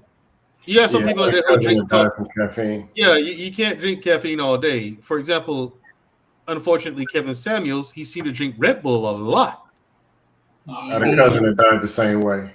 You can't do that all the time, every day. It's fine to have a cup of coffee in the daytime or noon and at night. Like if you have like 3 cups of coffee a day, you're fine. You're fine. I was taking a PT test. I was taking a PT test with a guy who drank a bunch of Red Bulls before the PT test, and his heart exploded on the track. Whoa, hold on. Really? Yeah. PT test. I was about half the track. You know, they make you run your mile and a half on the track. I was about on the other side of the track, and you can just see him just fall, like literally just fall face plant. He was dead. He was dead on site. Like, and to come to find out, he had been downing a bunch of Red Bulls trying to get through this PT test, and his heart just wound up going, boom, just, But he wasn't. A lot of these guys who work out these bodies, they're the least healthiest person. It's smoke and mirrors. It looks good on the outside, but on the inside, their body is terrible. Yeah. And the thing is, and Trey is absolutely correct, because the most healthiest time is on show day. When they show up on stage and they're doing the flexing, when they're performing, that is the most unhealthy period during their training and getting ready for the show. That they're at their most healthiest point in their entire life. That day on stage, that is the most. You should see what happens backstage. These guys are passing out, unconscious. Boom. Passing out. Don't they take like diuretics and stuff like that? What they do is they dehydrate themselves as much as humanly possible, and plus they'll eat a lot of candy, like Reese's peanut butter cups, sugar. They just eat a lot of sugar, and plus they spend as much time as they can bulking up, and they'll spend as much time as they can bulking up, so they don't eat. So they went on a crash diet. Eating 800 calories a day for like 6 weeks to shred down and get as much fat off their body as they can, and doing a ton of cardio twice a day, for an hour. And so then they do that up until show day. Right. And then show day, they're eating a whole bunch of Reese's peanut butter cups, Butterfingers. Like, you should see the bags. These guys' bags is a whole lot of stuff. Like, do runner-ups with a defibrillator? Huh? I just saying, do runner-ups, do they get a defibrillator? Sometimes.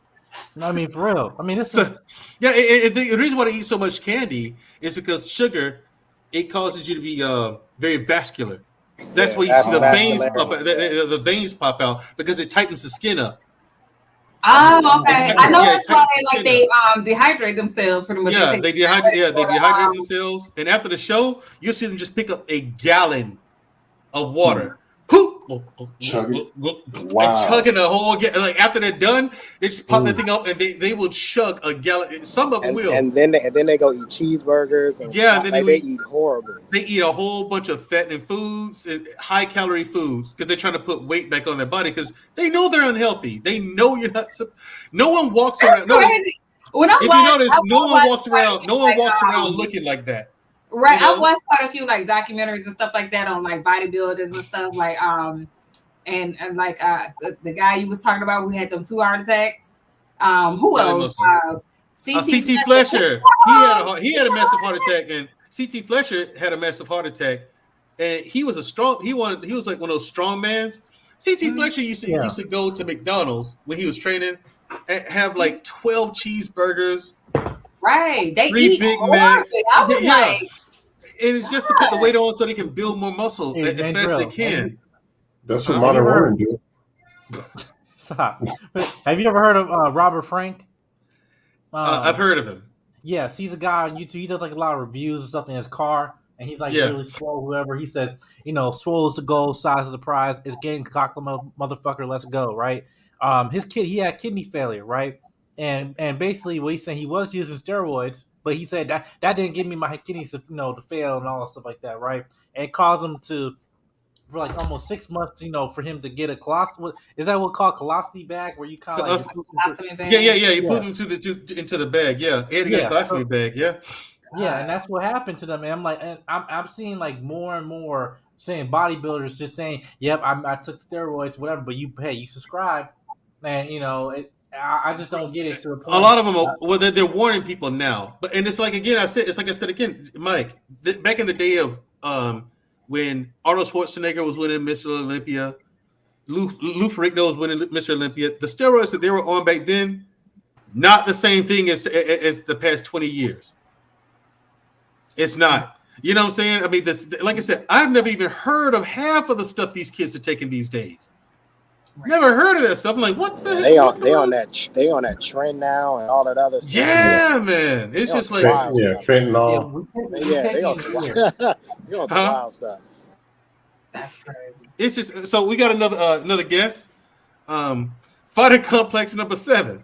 Yeah, What's going on, man? What's going on, guys? What's going on? Okay, choppy. What up? Killer Kentucky is a Ceausescu Colo Dominican representative. But now I wanted to say real quick to add to the conversation. I feel like it matches the topic. I was a boxer. Well, I still am a boxer. I still go to the gym. And as far as boxing, many people would think the hardest part is fighting, right? When actually the hardest part is making weight. Yeah. The advantage that professional boxers have is they get to make weight the day before the fight.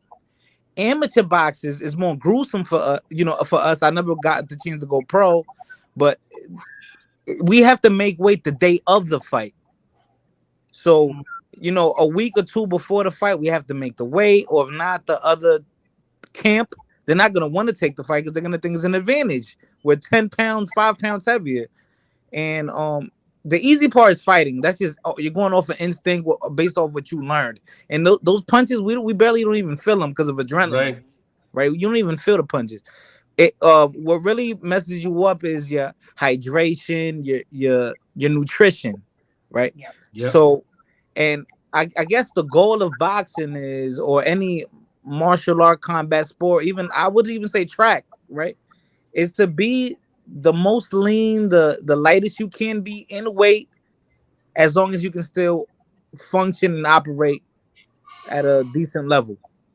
And I think number one for anyone that just cares about their mental, their physical health, would be hydration, man. Yeah. Hydration.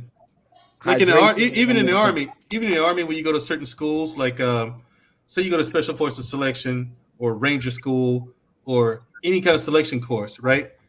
They'll starve you damn near to death, but they'll give you as much water as you can drink.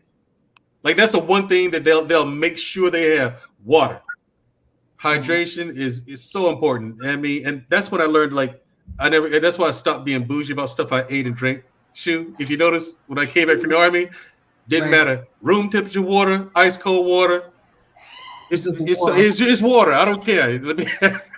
Right. He's right. Because and the older you get, the harder it is to make rank. That's why you see certain boxers move up in weight. They move up. Right. Like Errol Spence is getting ready to move up in weight, and we've been waiting on this fight coming up next month between him and Terrence Crawford for years, and we're finally gonna get it. And Crawford gonna Crawford been about to take Spinks to college. Can't wait. Anyway. Yep. Yeah. But anyway, we got another boxing enthusiast here, Mr. Bennett. What you had something to say? Oh no, I was gonna say, because I know you guys are heading towards like your final thoughts, but I was gonna say that you don't have to be a bodybuilder or a boxer, right? Right.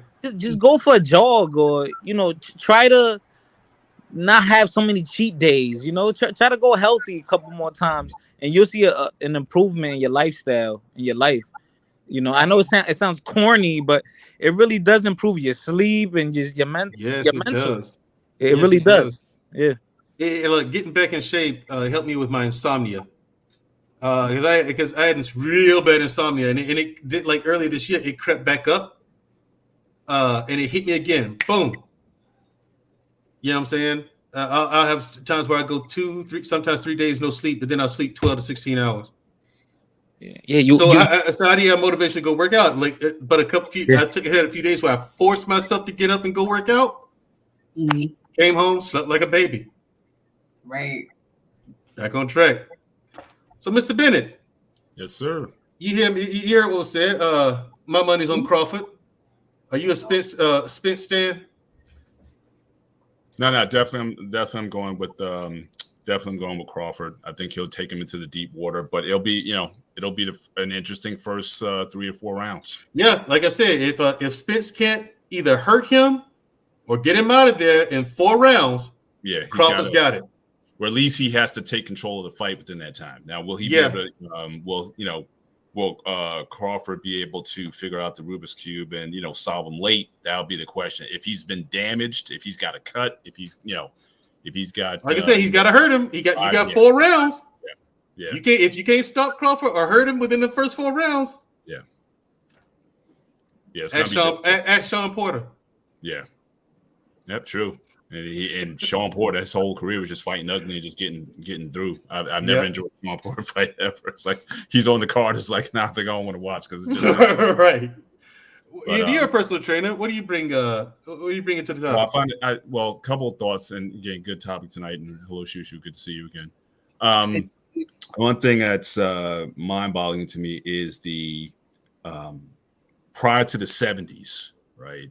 I mean, it was such a taboo in a lot of areas to even think about like weight training, for example. I mean, you think about Arnold Schwarzenegger pumping iron, that revolution that came after that, all the fitness gyms that opened up and the rage in the 80s. So it's like everybody was getting fit, but just statistically, everyone was getting fat. So it's almost like we're kind of bipolar between this need to be fit and slim and the images that were being shown versus the raw data that people are just fattening up. So I just find that interesting that you have more access to stuff. But back in, when I played basketball, our coach told us not to lift weights. I mean, lifting weights when you're playing basketball, baseball, it was just not a thing. They said you got muscle bound, you got tight or whatever. So all that's changed.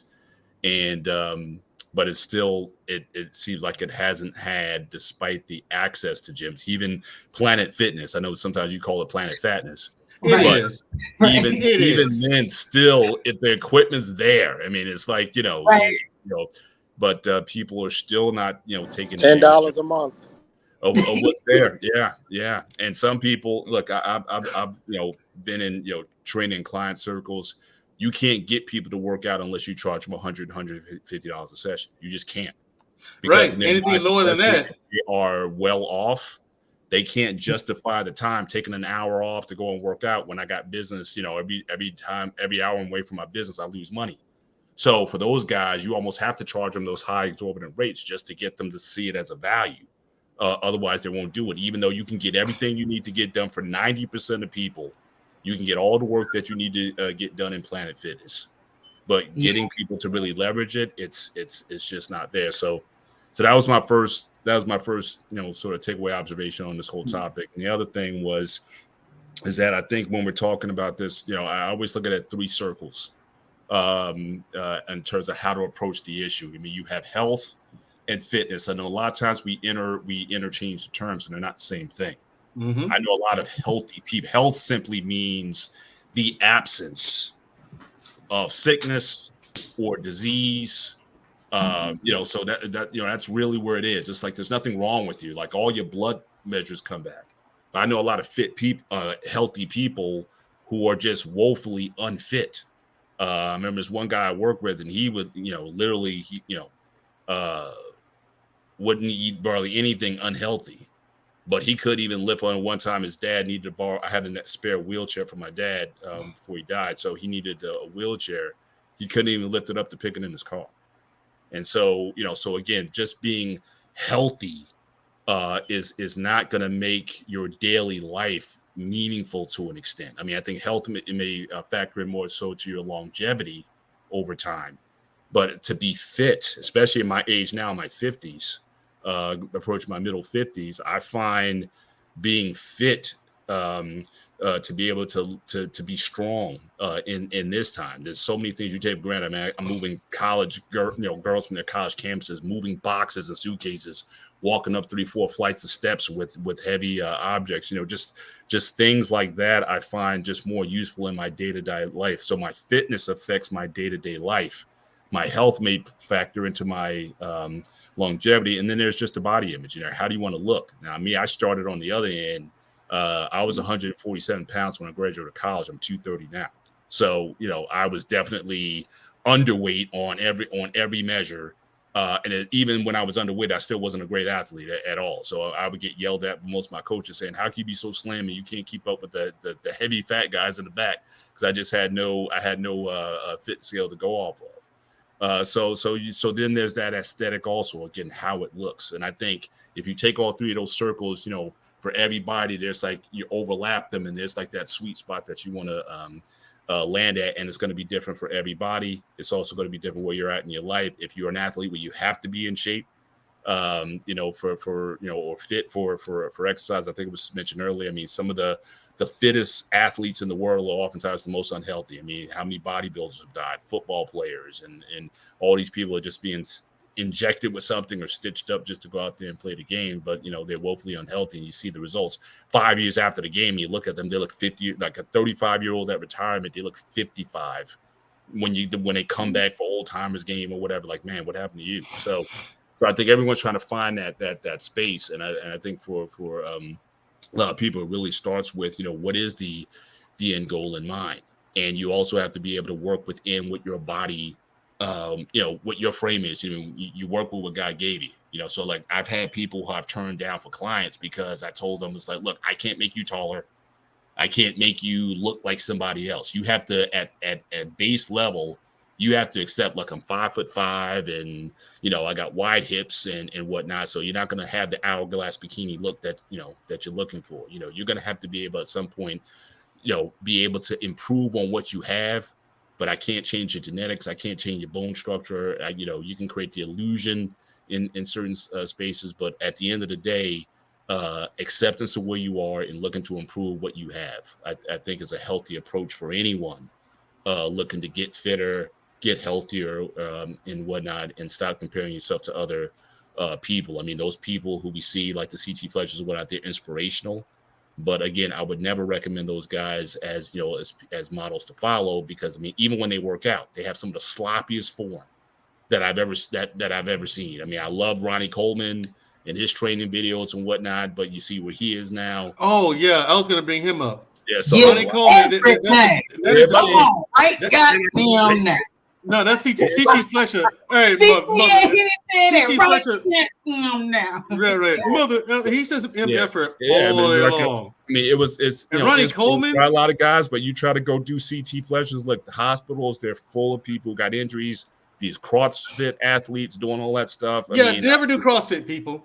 All the times I've been to a sports medicine doctor, they said their office that would keep them employed is all the CrossFit athletes. Exactly, I'm telling you, CrossFit is horrible. CrossFit games, it's a racket. It's horrible. I mean, but Mr. Bennett, yeah, here's why I say CrossFit is horrible. The exercises that they're doing them for reps and as fast as they can. Exactly. Time. Those lifts, like snatches, cleaves and press, barbell squats. You're not supposed to do those for fast succession, like snatches and cleans, especially those. That's why they get torn ligaments. They get torn rotator cuffs. Yeah, because you're doing them fast, you're introducing momentum into the movement. Right. And if that momentum gets beyond your muscles' ability to support it, then that's when you get tears and snaps and things of that nature. Yeah, you're supposed to do those with control and perfect form. Totally. That's what you focus on form with that. Absolutely. So yeah. So again, the fitness industry in general, I think it, I think it sells a lot of dreams to it, but generally my thought process, I think, especially for older people, since I on my channel I talk about fitness over 50. Again, I think you want to be as strong as possible as you can for your age, but within limits. Train safely as possible. Most people, you're using way too much weight. If you slow the movement down and do it in a controlled fashion, a lot of guys got their egos because they can bench 315 when actually 225 or even 200 is enough if you do it in a very slow and controlled fashion and not use momentum to bounce the weight around. Squats, the same thing. So be as fit as you can for your age, because that stuff's going to be. I mean, what good is being healthy if something happened to your wife and you have to carry your wife in your hands and take her to the car or down the stairs or whatever? You don't even have the strength to do that. So I think that certainly being as fit and strong as you possibly can for your age is good. I take an 80-20 rule when it comes to diet. Definitely all the stuff that people talked about, the hydration and the whole foods. I say try to eat foods with one ingredient. I mean, the main ingredient should be that one item. So your chicken, your fish, your beef, your veggies. If you want a carb like a sweet potato or something, one ingredient though. If the label has too many ingredients, that's why I'm not sold on these Impossible burgers and all this stuff. If it's got 20 ingredients on it, something is not. That's why I don't even mess with turkey bacon or any of those turkey byproducts or whatever. If you gotta make something work so hard to make something taste like something else, then you're running you may be running into problems there. But again, I do believe in timeout. I do believe in cheat days. Eat clean 6 days of the week, 7 days, eat whatever you want. But what you're going to find out is that you don't need as much as those guilty pleasure foods to satiate you. So, so again, enjoy that time, holidays, times. I hate when, people get together at Thanksgiving and say, I can't eat that because I'm dieting. I believe there should be balance, breaking bread with your families, enjoying food and whatnot, bringing people together. But again, if you earned it by eating clean most of the time, then you can get away with a lot more things. But I think the idea that people have to go to these extremes, I got to be 100% vegan and not eat anything, or people go way to the other side. Use some common sense when it comes to this stuff, and you're going to live more times than not. And just one last thing, everyone knows about Jack LaLanne. Again, very healthy guy, fitness all his life. He lived to 95 years old. He had a brother who wasn't about his lifestyle at all. All right, didn't work out, didn't eat well, didn't anything. He died at 97. So so there's only so much control that we have. So again, us obsessing over how many calories we're taking in and this and that, in the third, you really there's only so much of that you can control, but just use some common sense. And as much as I have to say on the issue tonight. But again, good topic. Yeah, thank you. No problem. I brought this up because we talk about the importance of fitness and health as well. If you want details, listen. I started a group on Facebook called the Fitness Hub, and you guys, if you're friends with me on Facebook, you're gonna get an invite sooner or later. As soon as I figure this nonsense out with Facebook. I pretty much just made the group. And since then been running into issues. It's like whatever. Anyway, if you're interested, the initial call is free.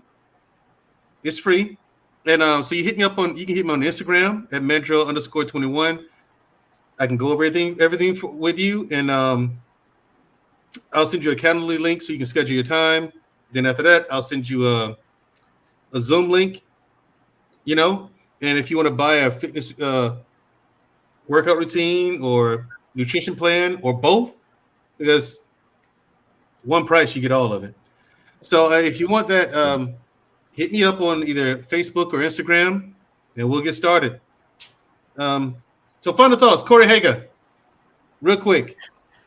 Well, that's pretty easy. Stay on your purpose, have a beautiful, elegant, lovely young woman at home like Shamaria, to keep you in style. You'll never be off your A game.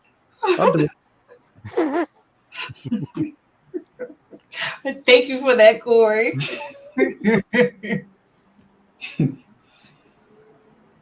Oh, speaking of that, don't forget, guys, sex, very important to health.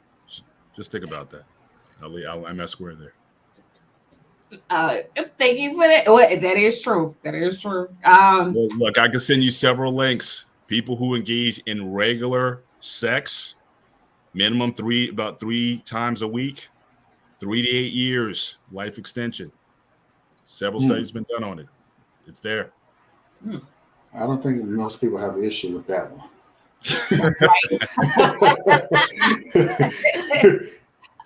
Joseph, what are your final thoughts?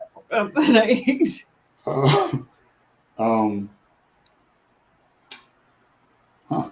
don't have any. Okay, that's cool. Thank you for coming through and sharing your perspective. We appreciate you. As always, we want you to come back and join us again. Fighter Complex number 7. I think it's your first time coming on. Yeah, definitely. I would say when it comes to health, as long as you're healthy, or like what Mr. Bennett said, there's a difference between being healthy and fit. There is a dichotomy there. But as long as you're healthy, or at least you try your best, you're going to look better, you're going to feel better, you're going to think better. So, yeah, just at least try your best, Take it one day at a time. But I thank you, guys. Good topic. No problem. Thank you. Thank you. Hey, come back, man. Come back. You can hang out hang out with us for the after show or whatever if you like. Well, thanks for coming. Come back. Yeah, no doubt. I'm subscribed to the channel, so yeah, no doubt. Okay, cool. No problem. Mandrell, do you jump rope? Yes. All right, I'm starting to get back into it now. I just started taking on, just started whipping with it, and it's a workout when you do it. I just haven't done it in a while, so yeah, good luck with that. It's I'm trying to cycle it back. Yeah. Can my 53-year-old long road ahead at your age?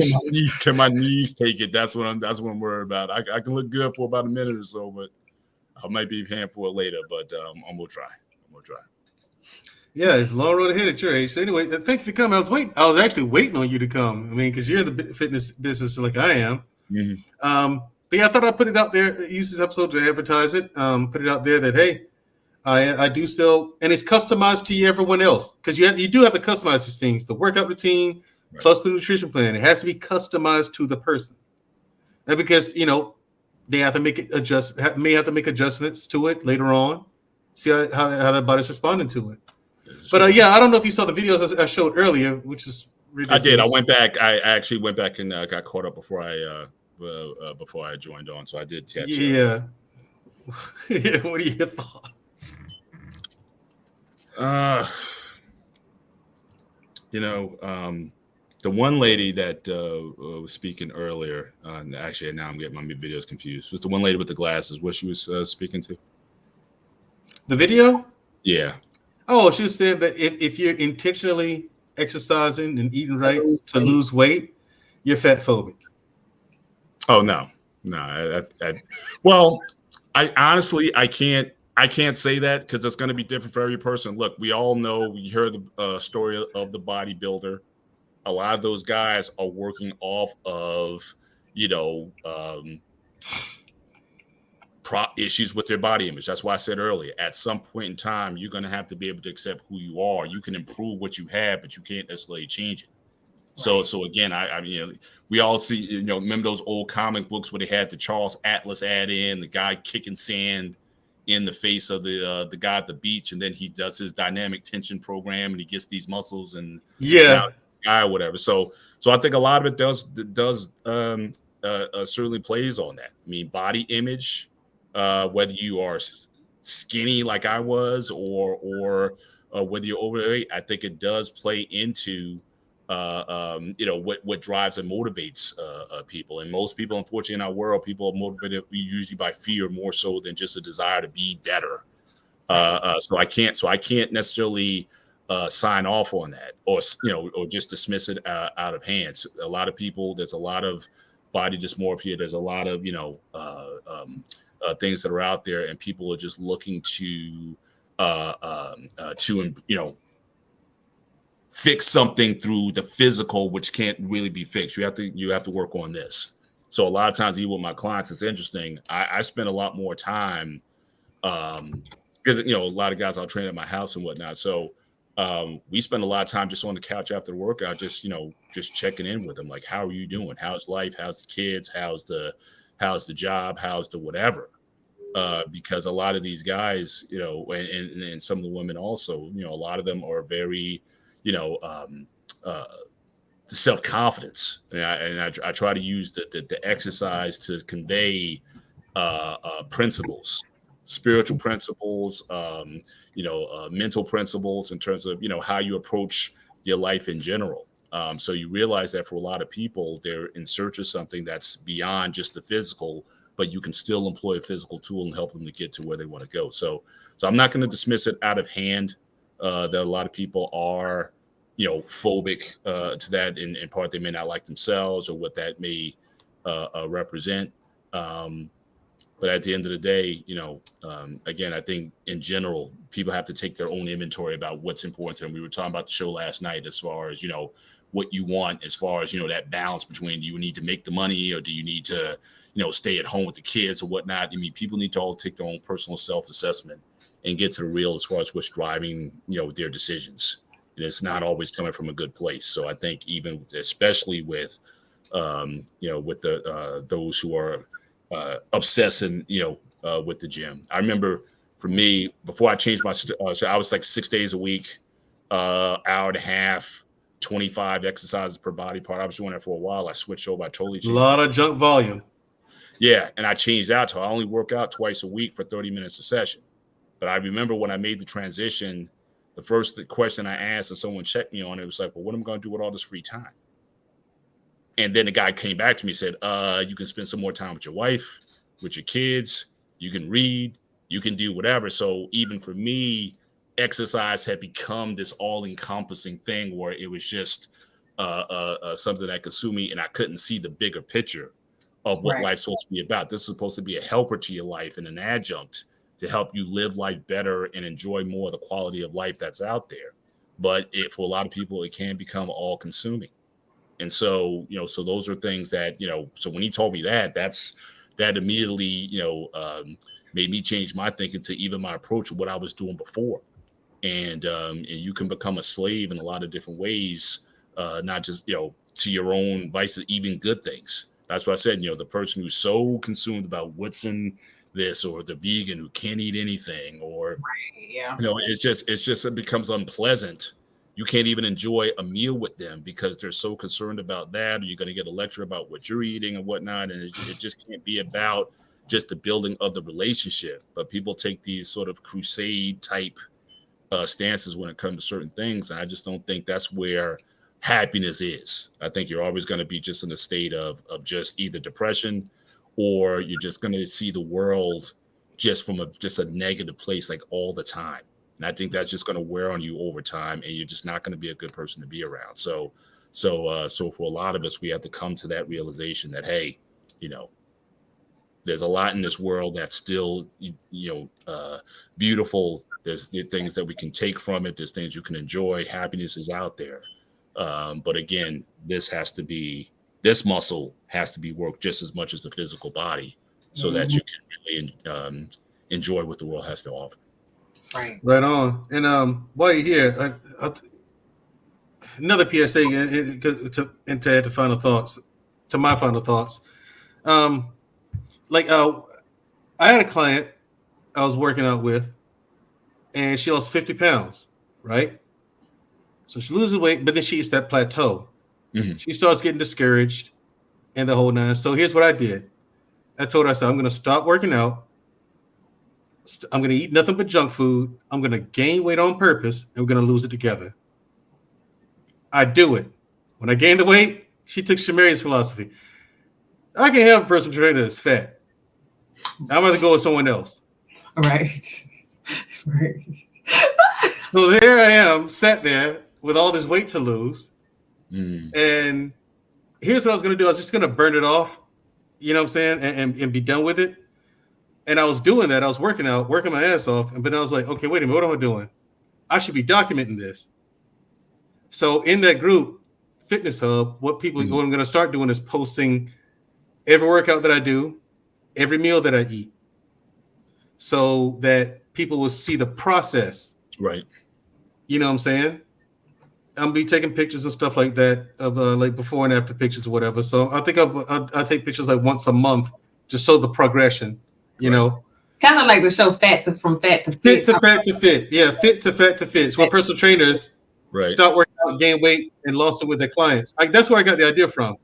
Right. So that the Fit Hub, that's going to be there, so people want to see that content, and everyone who's friends with me on Facebook, they'll get that too. Right. Just look for Carlos Harris on Facebook. Yeah, but your client is exactly what I was talking about. Like exactly. It wasn't about the 50 pounds. It wasn't. What about that? It was about what's going on in here. Nothing would have nothing would have satisfied her. Would have satisfied her. And again, even our relationships is the same way. So, right. Our relationships, there's some relationships the same you way. with someone that does nothing. You want this person to be a better version of themselves, and then they become a better version, and then you fail some kind of way, and then you can't stay with them. I mean, right. And there's some people that you end up with, and you just nothing you do makes them happy. True. Can't fix that one. So on my 600-pound life with Dr. Nazardin, he, for those of you who don't watch the show, right.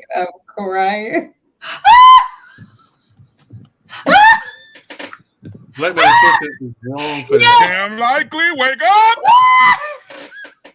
At least he's not slobbering out the mouth. Black David did it again Friday too. He fell asleep. I meant to tell you, Black man, I feel so you can look for that.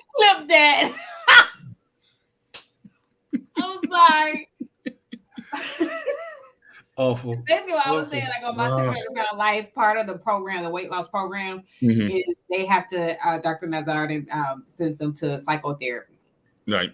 Because his thing is like, a lot of times that doesn't come from anywhere. It comes from a long process, a long line of issues. Right. So you have to dig into that and find out what that is. Or else, like, you can have the surgery, but you're going to end up back in the same position because you haven't solved the root problem. So yeah. But thank you, Mr. Bennett. Anytime. Yeah. We appreciate you for coming up. As always. So yeah, I think next week we're gonna have a fitness topic, but because I said I wanted to talk about a lot of the everyday household products that we use that are making us sick. Okay. Pam, so, like Pam. Yeah, like people bite the bullet. Just bite the bullet and buy a nonstick pan. Just do that. Hey, you know what? I honestly, I've even moved back from that. I got rid of all my non-sticks because at the end of it, eventually all of them are going to go at some point. And then if you want to do that stuff, I just went back to stainless steel, and I'm back to using I use butter. I use I use avocado oil and whatnot. Grease the pan up or whatever. So I'm not even messing with the non-sticks anymore. So that could be part of the conversation also. But every the indestructible non-stick pan, at some point they're all going to go at some point. So I said, and some there are that, or your old-fashioned cast iron. You can still do some stuff with that too. Right. Yeah. Right, everybody. Shu, you can close this up. Yeah, check everyone one more time. If you want an actual customized nutrition plan and workout routine, hit me up on Instagram at Mandrell _201, or hit me up on Facebook. I got to give my government name, Carlos Harris, or look for the Fitness Hub, the group. And there, and plus there's accountability, because I do check-ins bi-weekly or weekly, depends on the time that person has on their hands. Yeah, that's important. So I do check in with them, see how they're doing, see how the diet's working out for them. Yeah. And it's not some generic stuff. It's in an app. Yeah. It's in an app. Your nutrition plan and the workout routine is in an app that you download on your phone. So. Right. All right. Close us out. Well, my final thoughts are, we really do have to take our health, our fitness, all of that seriously. Especially like the older you get, because, you can start to slow down, especially like with your mobility. The more weight you put on, that's more weight you're carrying around, and it does weigh on you. Also, believe it or not, comfort foods are comforting, and like they can, if you're feeling down, they can put you in a good mood, but at the same time, they're causing more harm than good. And while you can have those, sometimes you'd be surprised at how much of a difference in just your energy levels, and just how much you feel better just eating healthier foods or making healthier options. And a little goes a long way. So even just a small walk, or just a short walk or something like that, just getting more active and moving more than you're used to, small efforts add up. So long story short, just take your health and your fitness more seriously. Right. Yes, sir. And if you need details on how to do that, hit me up on Instagram or Facebook. And we'll do a one-on-one consultant, and that one-on-one is free. Yeah. The one-on-one is free.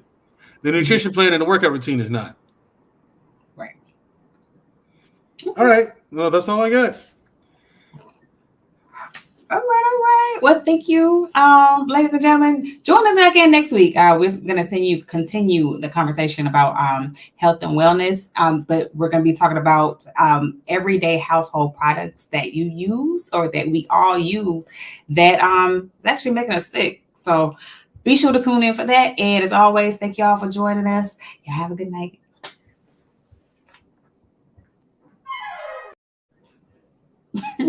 Later. Is he?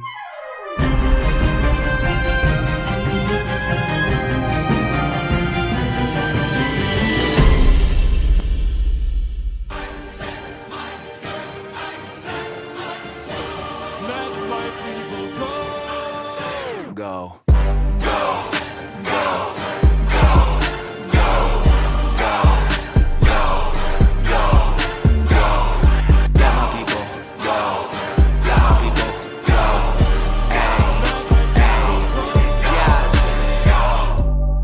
Fire by night and a pillar of vapor by day. Walk through the desert, but when you admire the light, see the villains are paper mache. I'm on the way to the promised land, no contraband. I'm an honest man, I'm coming.